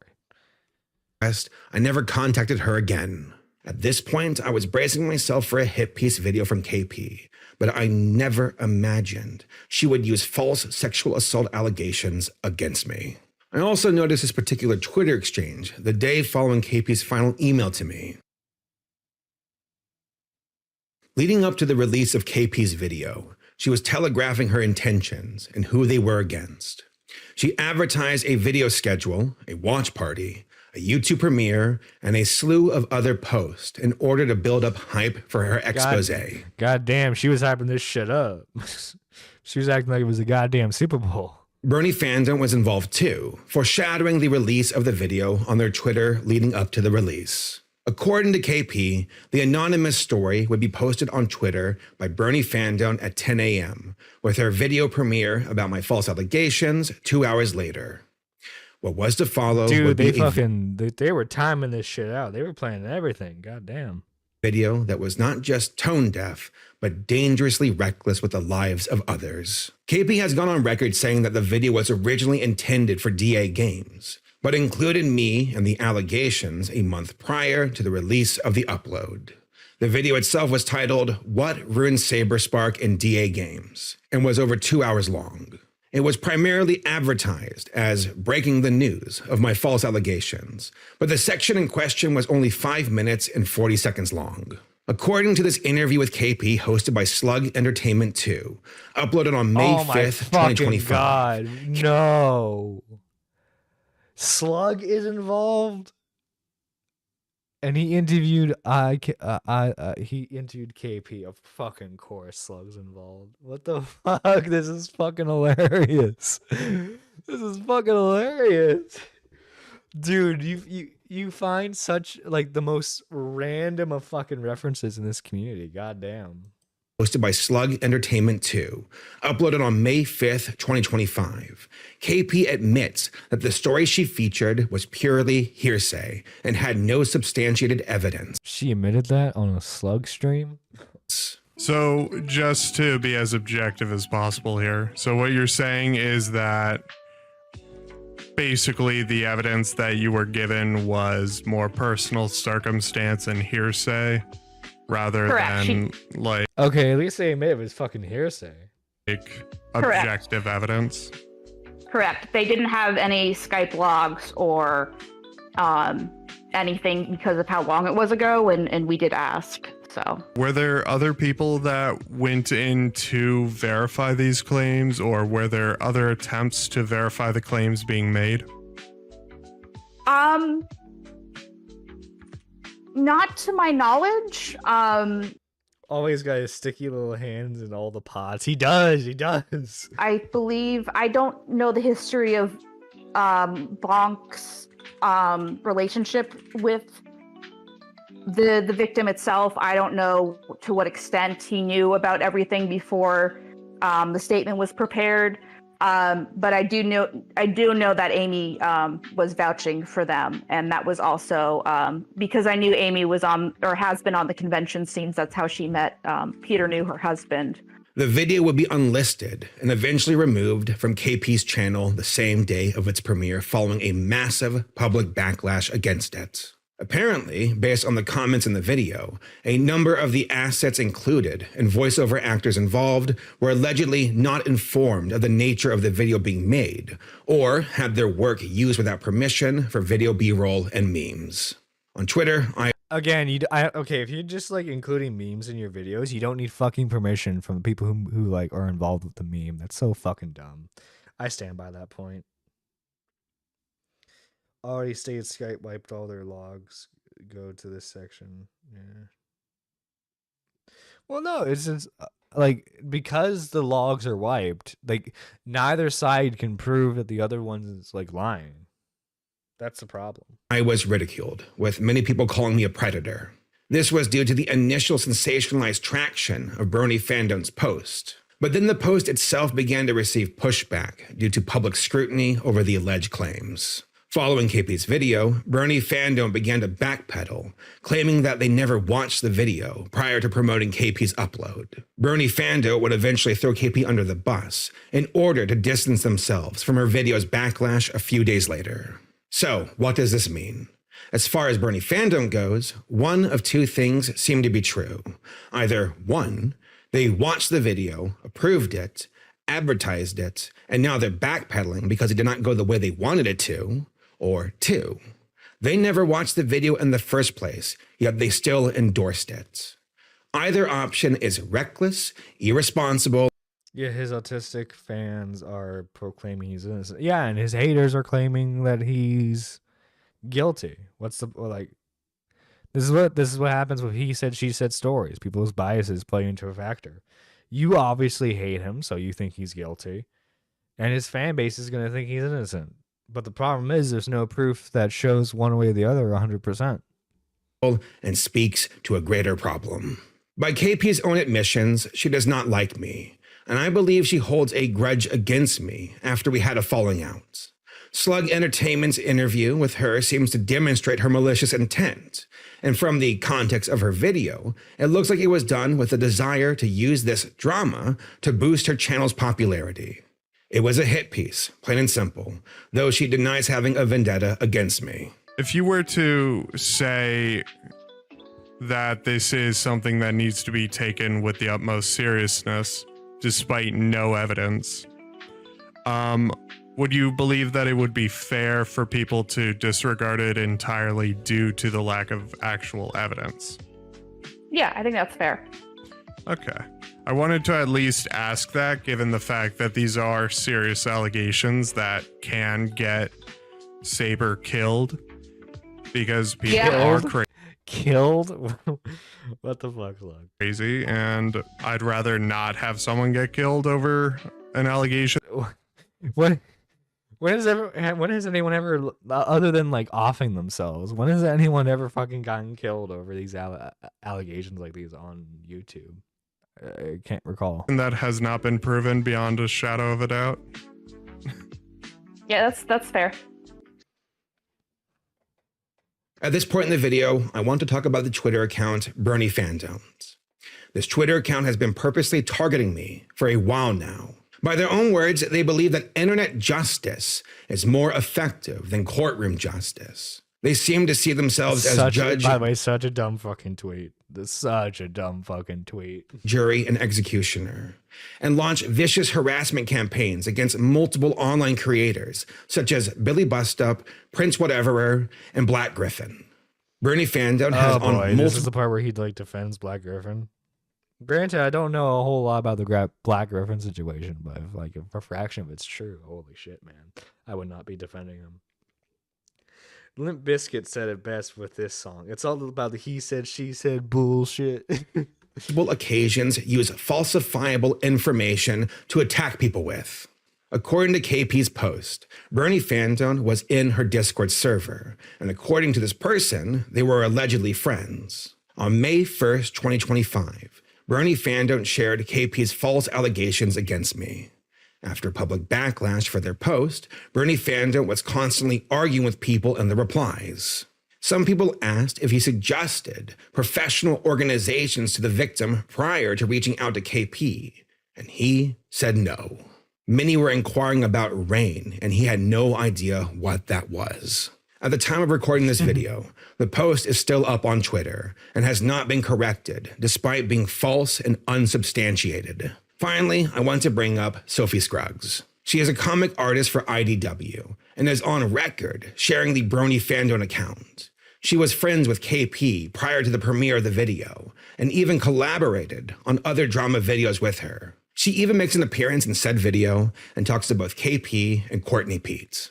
I believe that Sophie's involvement with the Bernie Fandom account is concerning and irresponsible. She seems to be more of a facilitator of moving parts and frequently replies to the account with her own main accounts. At the very least, we can confirm that she shares the account and has essentially co-signed what it posts. At this point, I want to talk about the state of Twitter, but mainly the internet as a whole. I have been on Twitter since 2012, but in early 2020, I noticed that the culture of the website had begun to change. It was more combative. Okay, how is this important to your allegation story? Twitter sucks. We get it, man. We get it. In an ongoing weaponization of online vigilantism. People who adopt a shoot first and ask questions later mentality in the quest to make a name for themselves without doing their due diligence. They would prefer to try to shape the world for what they believe the problem is, rather than actually assisting in the solution. This whole situation is a perfect example of how unqualified strangers can shoehorn their way into extremely delicate situations. Bad faith actors are rewarded for their digital tabloids and hit pieces. Without the right checks and balances, people can destroy lives with a single misinformed tweet. These aren't individuals who care about the well-being of victims. Okay, man, we get it. We get it. Online vigilantism bad. I get it. Let's get to the final words. Here. Despite the damage against my livelihood and my reputation, I am far more concerned about the reckless nature of internet justice. When people take justice into their own hands for the sake of engagement, clicks, and views, people can get hurt and it can destroy lives. There are consequences for those actions, and when will you learn your actions have consequences? I'm sorry. Never mind. His wording reminded me of that clip. We have to take these matters seriously or more people will get hurt. There are actual victims of sexual assault in the world, and stuff like this detracts from those who really need the help. If you are a victim of sexual assault, there are tools you can use. File a police report. Creating a report is at least a starting point and creates a paper trail that could help others. It helps you to build a record for actual professionals to use for your aid and your own recovery. If you are a victim, I highly suggest going to rain.org for additional resources and support. It is a professional organization that assists survivors of sexual assault. There is also the National Sexual Violence Resource Center, plus other professional outreach programs and hotlines. We will link these sources and contacts in the description down below. I mean, okay, so like, it's a good response in the sense that like he like just like makes fun of like KP's video and Brony Font, however you pronounce his username, the Brony's Twitter. But the problem is like the actual allegations themselves he doesn't really delve into, or he doesn't really talk about. But and again, the problem as Neon referenced earlier, it's all about the he said she said bullshit. So like he didn't really like necessarily prove himself innocent. He just proved that KP and Brony were just bad actors. It's sounds like a dismissive, disingenuous ass fuck cop out. The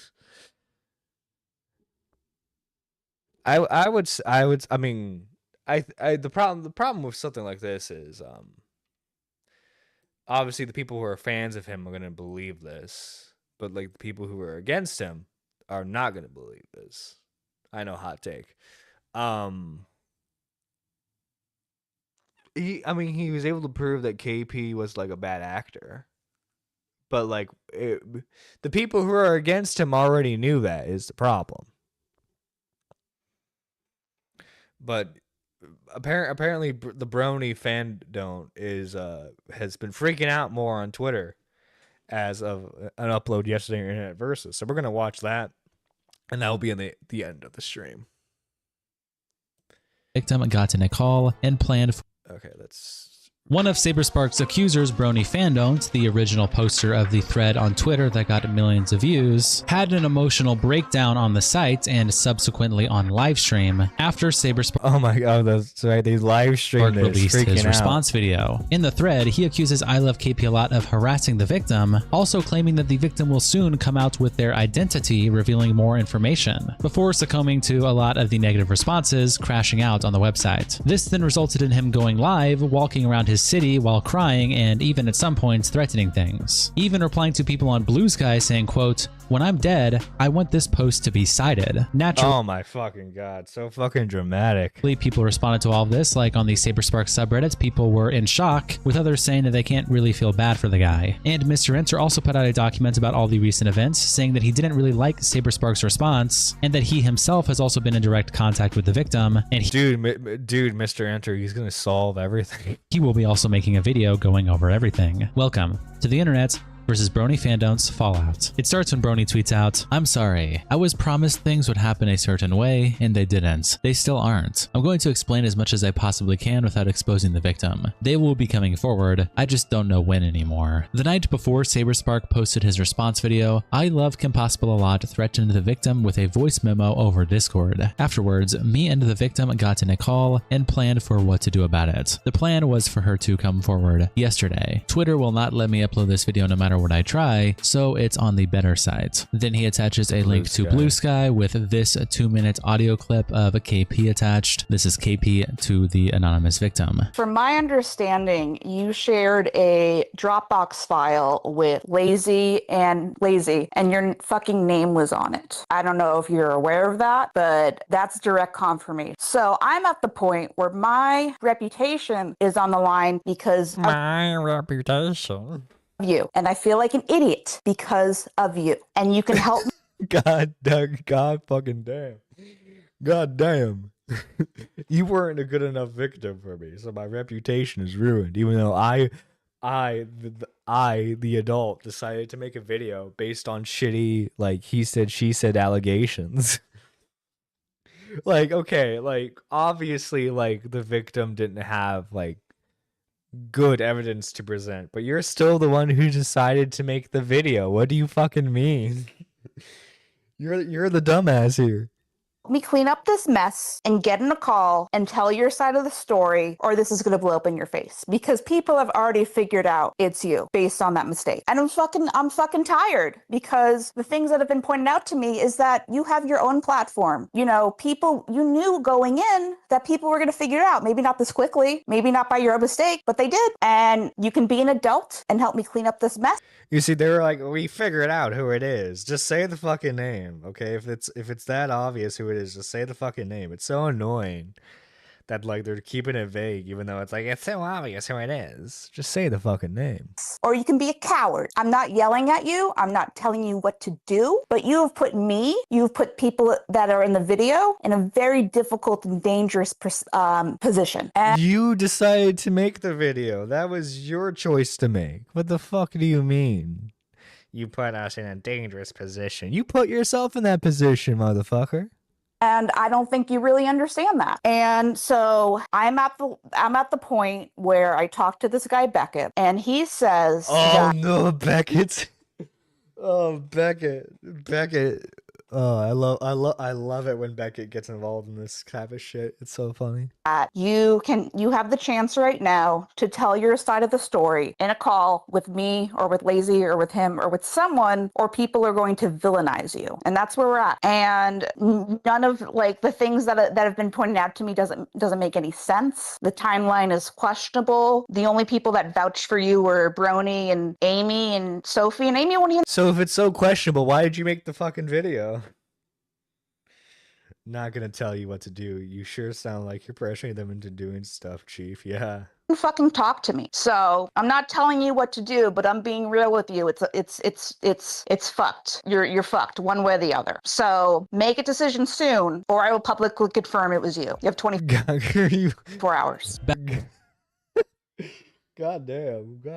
Back over to Twitter, Brony continues their thread. The context you need to know for this memo is that KP is attempting to threaten and gaslight the victim. She was accused of leaking the victim's identity to parties, possibly for revenge purposes. KP attempts to deflect the blame. Near the end of the video, KP implies the victim's story doesn't add up. She's full of shit. She wants to discredit the victim so she can claim she was used, as though that would make her video make sense. It wouldn't. In response to this, the plan was for her to come forward and present the information she couldn't share without revealing herself before. We didn't know Saber was going to post his video within that time, and it wasn't why plans changed either. Drama YouTuber Lazy Bedhead was in talks with the victim prior to Saber's video. Afterwards, the tone changed. She began telling the victim that the video would actually not paint her in a good light because of things Lazy heard about her. The things she said were not true.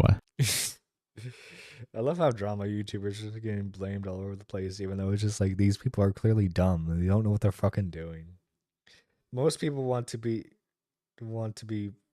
unless they are what are you referring to there, Neon? What the fuck? Sorry, lost the plot there. What the fuck are you referring to?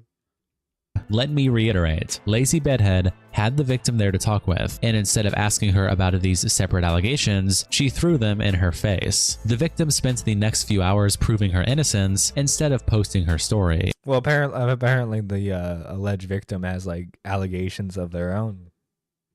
The victim is not doing well currently. I will be upfront and say, despite how they handled things so far, the victim still wishes to wait and see how the video turns out. After convincing them she really is a victim, I'm not outing them, but I'm also revealing a lot. I don't want to go against She said the one guy was fucked. Oh, God. It's their wishes. I've spent the last day talking with them, but everyone thinks I'm lying about our allegations. People are threatening to dox me, kill me. I'm losing friends who don't know the full story. I'm not lying. Neither is the victim. I think her coming forward yesterday, as we said. I will say though, like obviously if someone comes to you with a story like this, you want to believe them. But like this guy, Brony Fandom, he's like so heavily in favor of the victim, which I'm not saying is a bad thing, but I think it is clouding his judgment a bit because, again, there's no proper evidence unless I don't know what he's seen, but he's saying that the victim is like 100% telling the truth. So like, I don't know if like Brony saw something that we haven't seen yet, but it is kind of weird just how much he's batting for her. That was the plan would have gone even better due to Saber's response. He didn't talk about his allegations. Bringing forward information immediately after his response that it didn't respond, I think, would have been best. I don't want to see if Lazy makes a good video or not. She's already spread misinformation about me in her last video due to her lack of research, and now she's proven she's not a journalist at all. I don't want her— Dude, when have drama YouTubers ever claimed to be journalists? We're not journalists, we're drama YouTubers. Or Courtney, KP, Op, etc., having power. The victim will come forward when she is ready. My full title is Nerdy John, drama journalist, internet journalist. With what she can provide. If you expect me to expose her identity, you are a fool. But I can't spend more— You are a fool. —time being the internet's punching bag. I don't know if this will change anything, but doing nothing was killing me. Once the big three are no longer a problem for everyone— Dude, the big three of anime. I'm stepping away for good. I'm not doing anything for clout. You all suck. Saber said nothing at all, and you wanted my throat. I just wanted consequences. No one who deserves it ever faces consequences. No lies. You know how they face consequences? It's by going to the police, you know. That's usually how people face consequences, because then they go to jail, and then, like, if they're convicted, they go to prison. I say those are pretty big consequences. Is needed. Maybe the internet will actually fucking learn something, and Saber can be the reverse quite. My faith is at an all-time low. Dude, he wanted the reverse quite so bad. Although, everyone needs to do better. You're not fucking animals. There are no witches to burn, only disgusting humans to distance from. Knights replies, to be honest, I hope KP does oust you both. You used an essay story to get revenge on some guy you had beef with. Pathetic. And Brony replies, what the fuck are you talking about? And Knight says, gonna say this, but get help. Did you screw up? Yes. Do you need to take accountability? Yes. Do you need to end yourself? Absolutely not. You fucked up. The end. Move forward with life. And quote tweets Brony and says, so now they're throwing Lazy Bedhead, who arguably sounds like the most responsible person in this story, under the bus because of their own continual screw-ups here. Because Lazy didn't want to cover this incredibly toxic story, Brony Fandom is just attacking Lazy. Holy shit. This is worse. Lazy was like, I don't know if you got a case here. He's just like, fuck this person. Than I thought. Lord AC replies to Brody by saying, what did you think he would do then? Meaning Saberspark. And how did him posting a video denying the claims throw a wrench in your plan? And Brony says, is anyone actually reading what I write? Silver has glitch quote tweets Brony and says, you've put others in danger prior, / pissed on real SA survivors, / throwing others under the bus to save your own skin, and you're surprised and horrified with how it's backfired now? But sure, keep acting stupid, abusing the block button, because that's surely helped you so far. And Brony replies, no I fucking didn't. Owen Harrington replies to Brony's original thread by saying, dude, he's getting angry. He's getting angry. Interesting how you're stating all of this after KP's video got intense backlash and was taken down. And Brony replies, no, dumbass. None of this happened until after. Dude, he's doing the all caps reply now. He's really angry. It's not a coincidence. It's the passage of fucking time. Rush the Cat replies to Brony by saying, here's the thing. You said nothing at all. Dude, this is how you know, by the way, he's losing the battle, okay? Over 1,000 people viewed that tweet. Only 2 people liked it.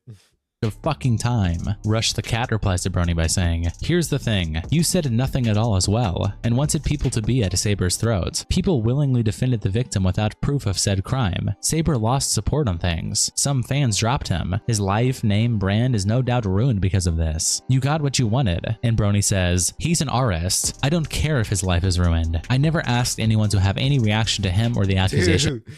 That's the problem, is you keep making definitive statements like that when there's not a lot of proof. Brony Fandom, you gotta do better, man. You gotta do better. At all. I even repeatedly said being cautiously skeptical is entirely fair. I promoted a victim story. It was the right thing to do. Kara Simpson replies to Brony by saying, so you're stepping away despite you having all the evidence in the world to back the claim? In other words, you fucked up and you fucked up big. You deserve everything that's coming. And Brony says, you need reading comprehension. I'm not stepping away until after it's finished. And Kara replies, bit rude telling someone with special needs they need reading comprehension, so you are stepping away then. Oh my fucking god. Actually, I am special needs, so you, sir, are being extremely rude. Thank the lucky stars, because you've done more damage than good. Have fun inside for damages and slander. And Brony replies, you are causing harm with your misinformation. I don't know you. If you cannot properly talk about something this serious for whatever reason, then don't talk about it. Dude, and Kara replies, think you better take that for advice, not anyone here. Average Chumbutt replies to Brony by saying, the biggest issue I have is Bonk trying to tell the victim not to go to the police. Bonk being another name that Brony goes by. To trust them with their internet justice sounds like a huge power play. Like Bonk wants the victim to trust them and only them. If there's really something, go to the police. And Brony replies, I never told the victim not to go to the police. Every fucking— yeah, you did. Yeah, you did. You were talking about how the police wouldn't help and everything. What the fuck person do you mean? hears my words and spits out nonsense. Brony then goes on to make a separate thread where he says, this is what fucking happens when you speak out against racists. You win, everyone. I'll shut up. I'll never do it again. Griffin would be fine if I didn't help. And that's because no one else fucking tried enough. And you'll make sure no one ever does again. Dude, he took down Griffin and he's just getting big head about it. Now he thinks he can. Dude, everyone he goes against is a rapist. Again. Saberspark ard a girl, and you're all overjoyed to rip my throat out for him. Okay, well, first off, man, we don't know exactly what happened. You know, it's a he said, she said thing, as you know, stated repeatedly. Unfortunately, you know, it's sucks. I wish there was definitive proof whether or not he was innocent. Unfortunately, there's not. So we just kind of have to be like, that's the guy with weird allegations against him that can't be proven true. You defeated me. Congratulations. Lesson learned. There is no good in this world. People would do everything they could to destroy it if there was. Darktail replies, we just don't want to blindly accuse someone of a crime without evidence. People could literally get killed because of that. And Brony replies, you are doing it right fucking now. And Darktail says, I don't even— The fries in the back, little bro, dude. I don't know. It seems like Brony's got a little too much free time. I think that's what it is. The problem is he's not putting the fries in the bag. Know who you are or what you look like. No one is going after you unless they dox you. Brony then tweets out a Twitch account, Bonk6, and right before he went live, he also was on Blue Sky replying to Sai Scribble saying, look at that, 2 snakes fighting. And then Brony says, when I'm dead, I want this post to be cited. You fucking dude, oh my god, you're gonna fucking blame a random Blue Sky user that you fucking did something you shouldn't? What the fuck, you coward. Freak. However, to be completely transparent, this first stream is not super interesting. He doesn't really say much. It's just him walking around for about 25 minutes with the chat berating him or sending messages of support, such as Fluttershy, who says the guilt tripping has to stop, man. Peachline says a lot of people are worried for you. Twisted Metalcore says get off the internet. You know it's bad when they're live streaming from their phone to Twitch. For a while, bro. Ace of Shadow says he always does this. Some big allegations go wrong and he faked S for attention. What a loser, dude. Fua Bunny says if this is seriously fake and you're one— well, okay, if he's had like previous stuff about this, right, where it's like it causes him to like go into a mental spiral, maybe he shouldn't be doing this stuff. Yeah, and Bowie has too much time on his hands, and look at how that went. No, dude, okay, Bo Blacks needs to just keep making videos. He needs to keep grinding, so that way he can pay for that Switch too. Wanting attention to being S-Wool, then you are awful as hell. I know many others who are genuinely in a bad spot, S-Wool spot even myself, and if this is just for attention, then this is so disgusting. Aries says, please don't hurt yourself, especially not for Twitter users. Horrible website that doesn't represent society as a whole. And there's a bunch more that we'll skim over here later in the video when someone posted all to the Saberspark subreddit. But more importantly, after they tried to go live on Twitch, their account was banned, which then resulted in them going live on Twitter. Twitter. And quick content warning for what's about to be shown in this stream. It is displayed on screen. And on this Twitter live, there's a bit more interaction from Brony. He is walking towards a bridge. You can actually see what's going on outside now. At first, he was just sobbing while walking towards the bridge.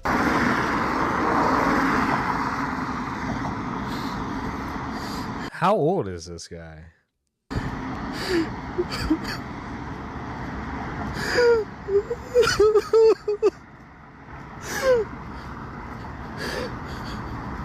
Shit, man, you should not be live streaming this. You should not be live streaming your spiral into sadness.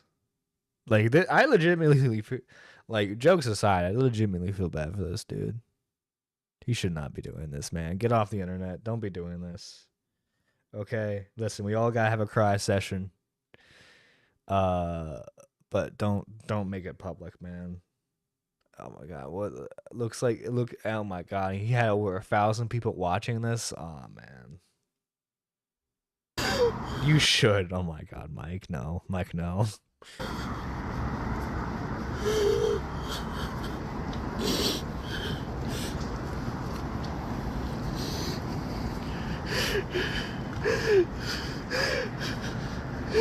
And then once he approaches it, he starts telling himself to just do it. Just do it. Just do it. You need.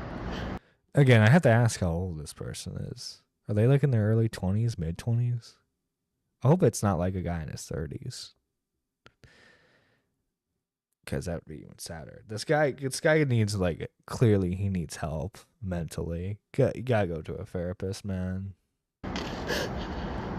You can't not do it. You can't not do it. Someone should be able to cut the stream for this. Yeah. Bro, you're still alive? Yeah. Of course we're still alive. I just woke up. Nice, nice.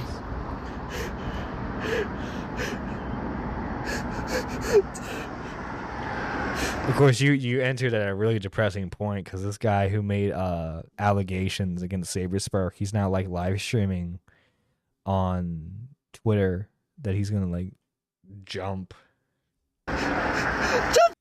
Imagine if he drops his phone and everyone thought he jumped. Oh my god, that would be fucking terrifying. Fucking do it! Before the stream cuts out. Okay, like imagine though, like you're in public, right? You're in public. You see this guy holding his phone, he's sobbing, he's just screaming, just fucking do it. Just fucking do it. Out, and then it comes back to him sitting on the ground where he was standing looking over the bridge before and just sobbing to himself.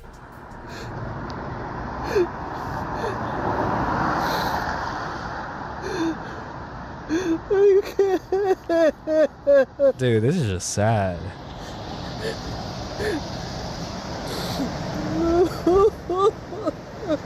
And I saw some like what was it? Looked like over 2,000 people were watching this at one point. I can't imagine having like 2,000. Like, well, first off, I would love to have 2,000 viewers in general, but like, imagine having 2,000 concurrent live viewers and they're watching you having a mental breakdown. Dude, you gotta like turn the phone off of that. There's no point in me not doing it. There's nothing to go. There's no point in me not doing it.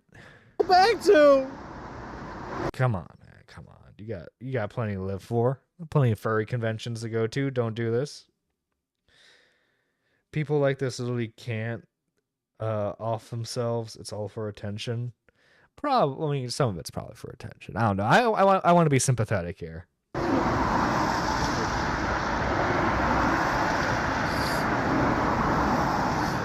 At least try.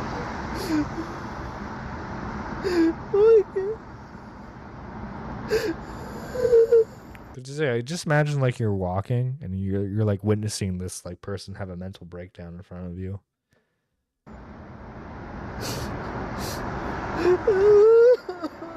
Also, judging by the leg, we can tell this person's kind of fat. Okay. Now, sorry, I had to fit a joke in there. For a little somehow. bit of this, you can hear sirens approaching. It's unconfirmed if this was for Brony in particular.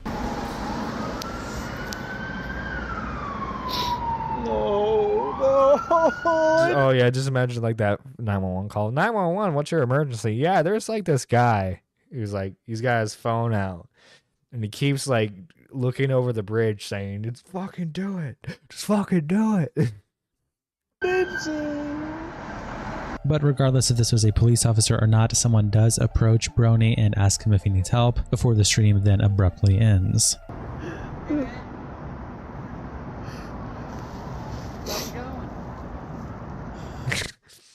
Oh, that poor pedestrian, just trying to be nice, you know, trying to help someone out. Do you think Brony, after the stream cut and he was talking to this person, you think they explained like the whole like Twitter drama? I'm Wade. You need some help? Oh, look at that. They introduced themselves. Pretty nice. That's nice. Do you need help jumping? Jesus, Minna. Would it be inappropriate to play Mike's cover of Jumper? Would that be inappropriate? Oh, that would get the stream flagged. We don't want that. You want to talk to me? No. Why not?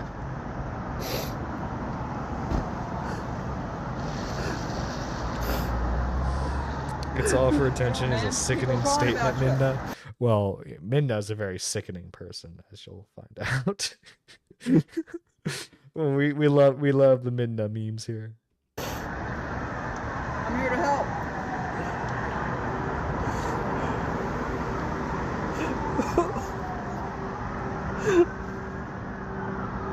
What's your first name?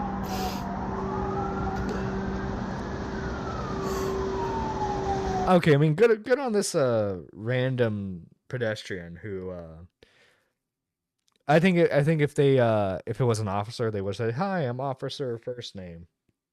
Seems like it's just a random person who's trying to be helpful, and that's really good. You know, it's good to know that there are good people in this world still. You got a lot of people coming to help you, man. And then the Twitter post about them being live was deleted, and the Brony Fandom account replies to it by saying, "Bonk is being admitted to the hospital. Thank you everyone who figured out his location and called for help. I've changed the passwords to this account in the meantime to ensure he gets a break from the onslaught of death." Wait, who's in charge of this account now? Threats. I've been trying to avoid this Saber situation as it is highly triggering. If I saw this guy crying, I'd say, "No way, don't kill yourself. You're so pretty." For me, and unlike the BG situation, I don't have a ton of knowledge on it. Okay, Mr. Gamer, Minna doesn't actually want that to happen either. Minna's just being edgy. Let's all calm down. Let's all calm down.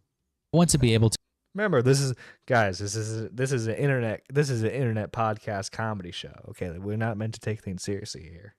To contribute productive information rather than just yell. So please give the victim a time to respond. S. I'm logging out again. Then a throwaway post on the Saberspark subreddit. Be better, don't harass, don't bully. Downvote me to hell all you want, I don't care. But I'm extremely disappointed in Saberspark's fans right now. I had never thought Saberspark had an audience that would be horrendously cruel as to send death threats and wish harm, but I clearly thought too highly of them. Yes, it was unwise of Brony Fandom to send the alleged victim to KP of all people to make a video. And yes, they could have handled the Twitter account much better than they did, but that doesn't mean you go harassing someone to the point of them wanting to end themselves. I cannot even imagine all of the threats. Well, it's like, how much of it is actual harassment and how much of it is actually people just like giving them their opinion, right?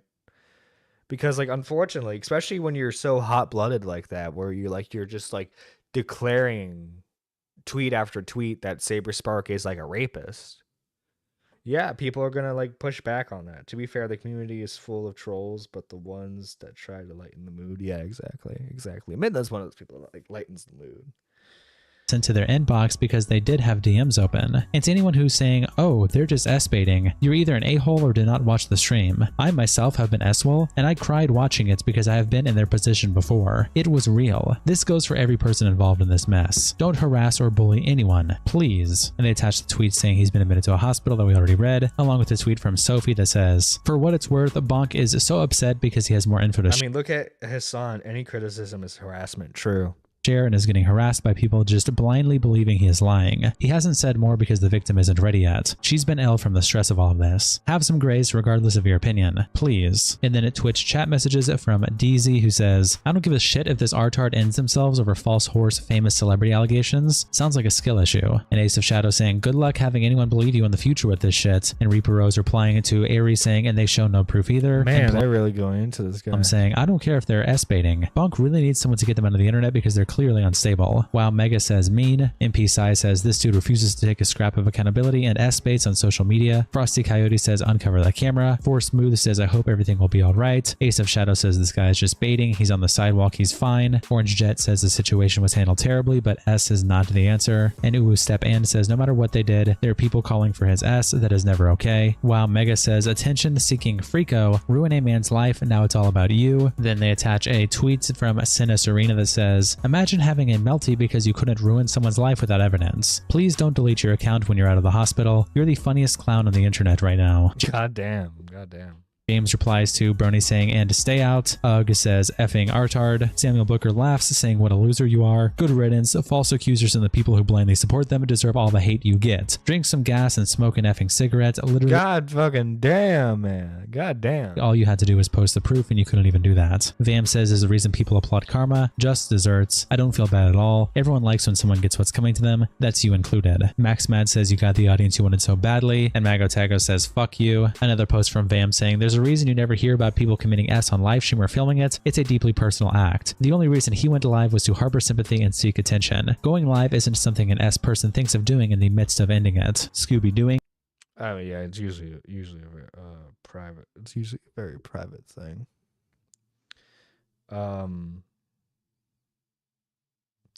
Now I think you can to put a spin on it, I think you could probably say maybe he went live as like a cry for help. You know, like he didn't actually want to do it. So like he went live so that way people would be like, no, don't do it. But it's, I don't know. It's one of those things where like people could argue that it was like attention seeking. The whole going live thing is what gets me. Yeah.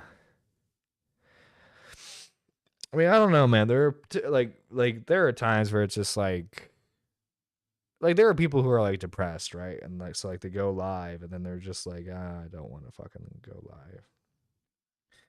Etika fucking filmed his suicide, but that wasn't for attention. Etika filmed his mental breakdowns. I remember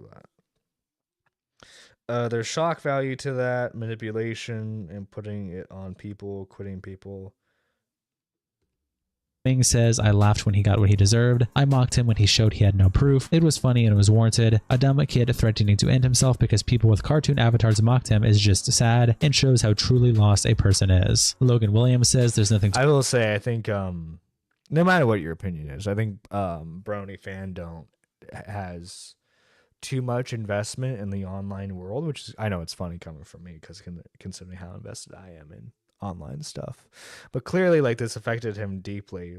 Like there's a certain separation you need to have with the internet. I have that. I think for the most part I have that. I think I have that good separation as to other online creators in this space, but people like that, you know, they take internet stuff too personally. And I get it, essay is a very serious topic, but like the fact that they involve themselves so deeply is very concerning. To wait for, little bro. These people are clearly lying and can't take the L. Now they're trying to S-bait to gain sympathy from people. Lily Rose says, shut up, you artard, go disappear in the woods. Indy Lara saying, get fucked, poser. Dragul Greg replies, dude, it's really hard to feel sorry for someone who tried to paint another as a vicious predator, and then proceeded to double down on it when it was proven false. Like, of course, no, nobody really wants. Why don't they, again, it's not necessarily been proven false. It's just KP's video was so bad, he was able to dunk on it. But he never really addressed like the actual like allegations themselves, because again, it's a he said she said story, so there's no definitive proof whether or not it happened. So it comes down to whether or not you still like Saber. If you like Saber, you're going to believe he's innocent. If you don't like Saber, you're going to think he's like guilty of everything. Wants them dead, unless you're chronically online. But you can't just do something like what they did and expect to walk away unscathed. Instead of trying to put themselves away forever, they should consider some inner reflection, to be honest. Electrifying Seer says, no one should be harassed like this, but he did incur some wrath onto himself. People are very angry right now because he tried to ruin somebody else's life and livelihood. It's an eye for an eye with this. It's not right to harass him, but it was never right of him to step in and support a liar with no evidence. The punishment here does not fit the crime, as everyone telling him to die and saying slurs is really fucking bad, and I think it would be better if everyone who is angry with him just blocked his account and stopped engaging. Nihility is better than hostility. Midnight Morper says, look, I don't want Bonk to end himself and all that, but frankly, I can't feel sorry for him when he's legitimately screaming with his full chest, Saberspark is a P and you're all protecting a P. I did nothing wrong. Mr. Enter tweets out, an update on the Saberspark situation. Hello, let's go. Mr. Enter entering the ring yet again. So, in the past week, a lot of stuff has happened in regards to the Saberspark / I Love Kim Possible a Lot situation. I wasn't going to say anything ahead of time, but with what has transpired in the previous couple of days, and really among this whole event, I think that it is important to say some things preemptively, and a lot of people are curious about a lot of things, so I'll answer them to the best of my abilities. There are many things I practically can't reveal, and other things I do not yet have the permission to reveal. Yesterday, as I write this, one of the two users who run the Brony Fantote accounts, Bonk, streamed what appeared to be an attempt on their life. First on Twitch, and as the Twitch account was banned, they tried on Twitter. They were found, and according to Sophie, who also runs the account, they've been admitted to a hospital. They are currently alive as far as I'm aware. The impetus of this does seem to be caused by a lot of generalized harassment, and it must be said, it doesn't matter what you think of any of the people involved in all of this, outright harassing people is never called for. Even if you believe the worst of I Love Kim Possible a Lot or Brony Fandones or The Accuser or even Saberspark, just flaming them with death threats on Twitter is not productive at best and detrimental to anything you're trying to do. Do not fucking harass people. I have my own criticisms of everyone involved. Well, it's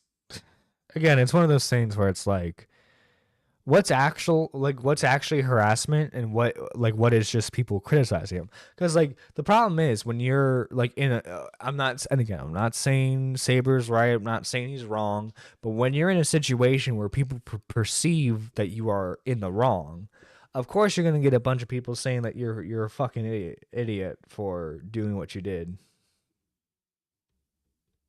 But do not fucking harass them. I have seen Saberspark's response to the whole thing. In my personal opinion, it's not a very good response video. He does address the biggest allegation, but only barely. In my personal opinion, it looked to be the first step in setting up a defamation law. You know what I'm gonna do, Minna? I'm gonna film mine, and I'm gonna say, and like in the background, it's gonna say this was Minna's fault. That's fucked up. That's fucked up.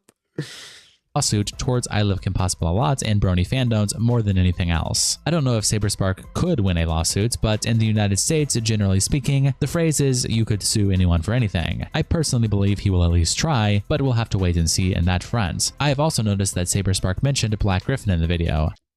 The accuser is, at very least, a real person. This is not an allegation that KP or Brony Fandotes conjured up from thin air. It comes from a human being that is not KP or Brony. They are a real existing person, and I have... Please do, Nerdy. Oh my god. Minna would be like, yes, I caused this. Like they're just like in a like their evil lair with their cloak on. They're like, yes, now let me make art.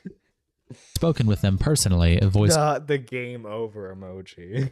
Call and all. They do exist. I bring this up because a lot of people seem to believe they simply don't. I know exactly who the accuser is. I will not reveal them to the public without their express consent. Speaking of which, I have seen the Google Doc. My only comment on this is that, to my knowledge, no one on the investigation team had anything to do with it. I do not believe that KP or anyone else assisting her wrote it either. I will have to address the long Twitter thread that Brony Fandones released yesterday. Due to the circumstances, I'd really rather not, but I don't want misinformation to spread. I tried to contact them on Discord as I noticed it, and Phineas has tried to contact them on Twitter, but at present, neither has gotten back to us. At this point, for what should be seen as obvious reasons. The thread is mistaken about many things. For some reason, Bonk believes that Lazy Bedhead is making the video. She's not. I am. And we've made this...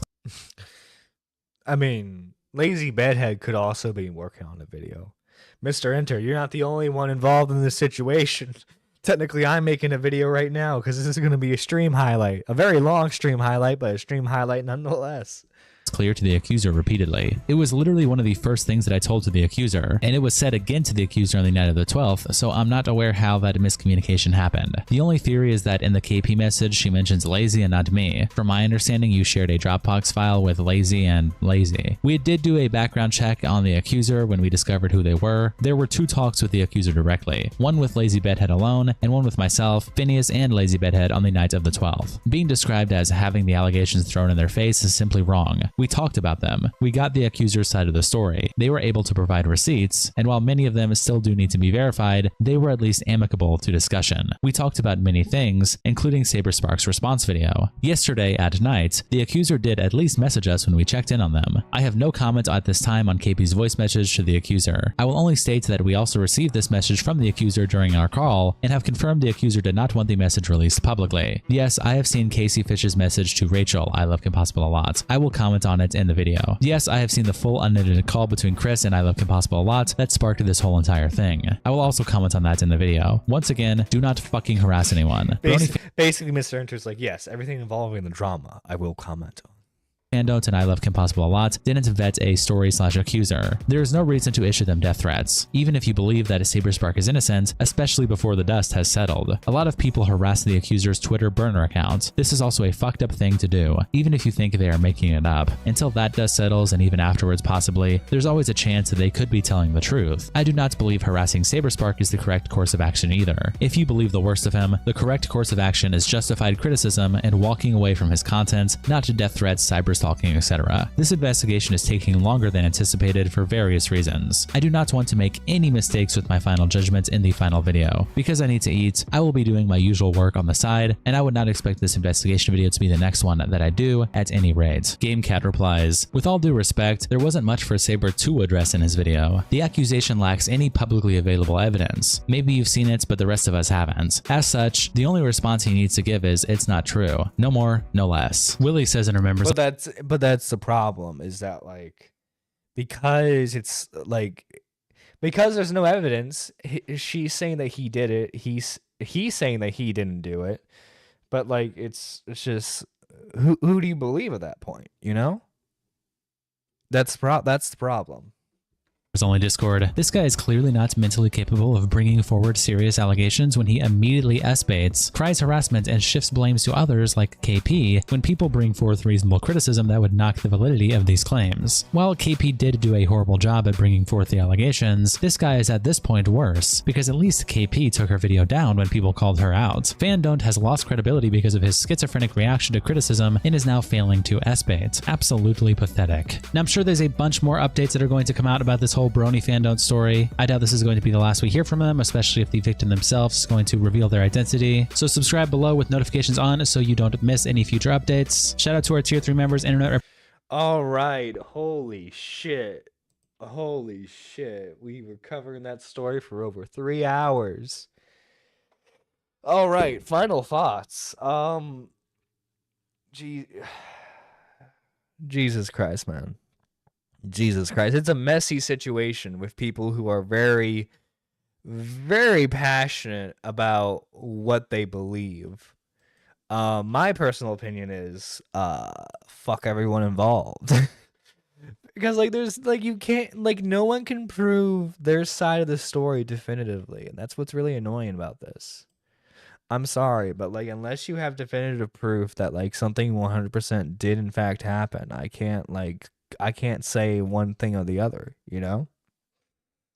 Now, that being said, guys, we have some members to thank.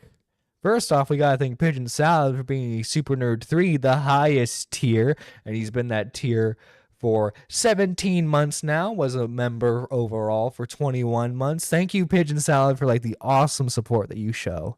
Finally, we have the Super Nerd Ones, which again, guys, you can join for just 99 cents, cheaper than most value menus now on fast food places. We have Wookie Z, who just joined today. We have Lady Nerd Artist, Nix, Gigi Hearts, K Huck, McMuffin, Daniel J, and Annie. Thank you guys so much for all the support and love that you show to this channel.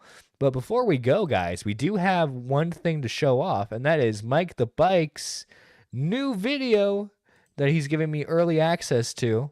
Thank you, Mike the Bike, for all the love and support. I think this video is gonna be coming out soon too, so keep an eye out for that. Josie. Keep an eye out for that. We're gonna showcase this. Just gonna have to adjust it a bit because.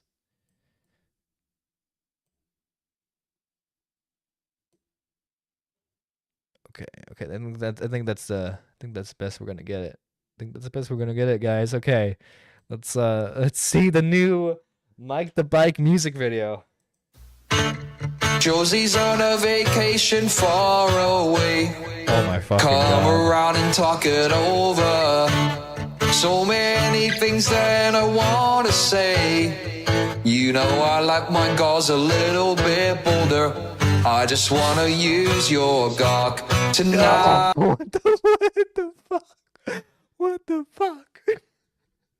It's not Patrick looking. No. I don't wanna lose your gawk tonight. It's 14 pages. Yo, thank you, Neon, for becoming a Super Nerd 1. Thank you so much. You ain't got many friends left to talk to. Nowhere to run when you're in trouble. You know I'll do anything for you. Stay the night and keep it under. Oh my god. I just wanna use your gawk tonight. Oh, I don't wanna lose your gawk tonight. Are there any trannies to chase on this platform? Where's all the troons at? Let's go. Where's the sheeness? Where's the fucking sheeness? Gawk. Yummy. Try to stop my hands from shaking, 'cause something in my mind's not making sense. It's been a while since we were all alone. I can't help the way I'm feeling. As you leaving, please would you close the door? And don't forget what I told ya. Just 'cause I'm right, I don't mean you're wrong. Another shoulder to cry up on. I just wanna use your gawk tonight. Yeah, I don't wanna lose your gawk tonight. Oh my fucking god. Yeah, well, I don't wanna use your gawk tonight. I don't wanna lose your gawk tonight. I just wanna use your gawk tonight. I don't wanna lose your gawk tonight. Not the Vegeta pose.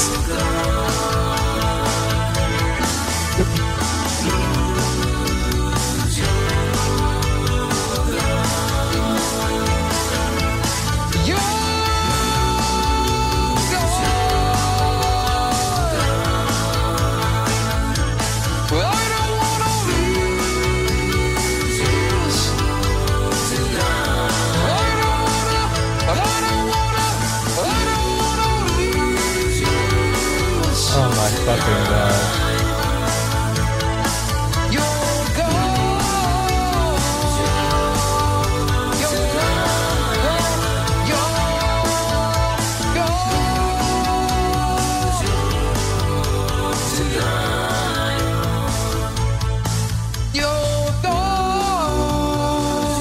Oh my god, not the AI generated picture of them kissing. Not that. Oh my god. Mike, you got yourself a good song here. Chud Logic is either gonna love this or he's gonna kill you. I'm not sure which one, if I'm being honest. I'm not sure which one. But that's gonna be the new Mike the Bike song, guys. I hope I hope you enjoy it. Mike, I don't know if you're still here, but let us know when that song's coming out. Oh, okay. Time Time for the real outro song. Holy shit. Oh, he's gonna hate it? Oh my god. Oh, it's gonna release at 5 p.m. EST. Let's fucking go. Can't wait for the official release. Thank you for showcasing it here on Nerdy Live, the best morning show in commentary. All right, guys, it's that time. Thank you all for showing up to the show. I do plan on being more consistent with uploads. I can't wait to make more content. Anyway, you guys, this is Nerdy John signing out. Have a good rest of your day. And will the music fucking start? There we go.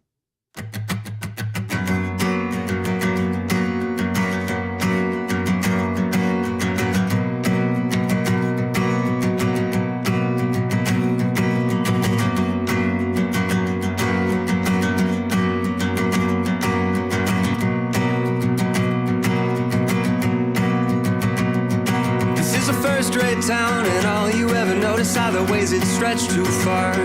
Well, it has been knocked down, but some of us are still left here between the scars. And when you look around, all you ever notice is you cannot see the stars. This is a first-rate town, you know. You just can't see very far. You can never leave, 'cause they'll all it against me. You can never leave, 'cause they'll all it against me. You can never leave, 'cause they'll all it against me. You can never leave. When the last door closed, you packed your clothes and went back to Montreal. Said it was colder there, a chill hangs in the air, it helps you forget it all. You left an empty bookshelf that I didn't fill till fall. This is a first-rate town, you know. You just don't see it at all. You can never leave, 'cause they'll all it against me. You can never leave, 'cause they'll all it against me. You can never leave, 'cause they'll all it against me. You can never leave. Well, it will fade as all things must. I loved you, but you didn't love me enough. Winter comes, the car will rust. I'll start it up, then always run a little rough. This is a first-rate town, and all you ever notice are the ways it stretched too far. They'll keep the death rates down, it's colder than a winter spent in defrosting cars. We talked a lot of leaving, didn't think you'd get that far. This is a first-rate town.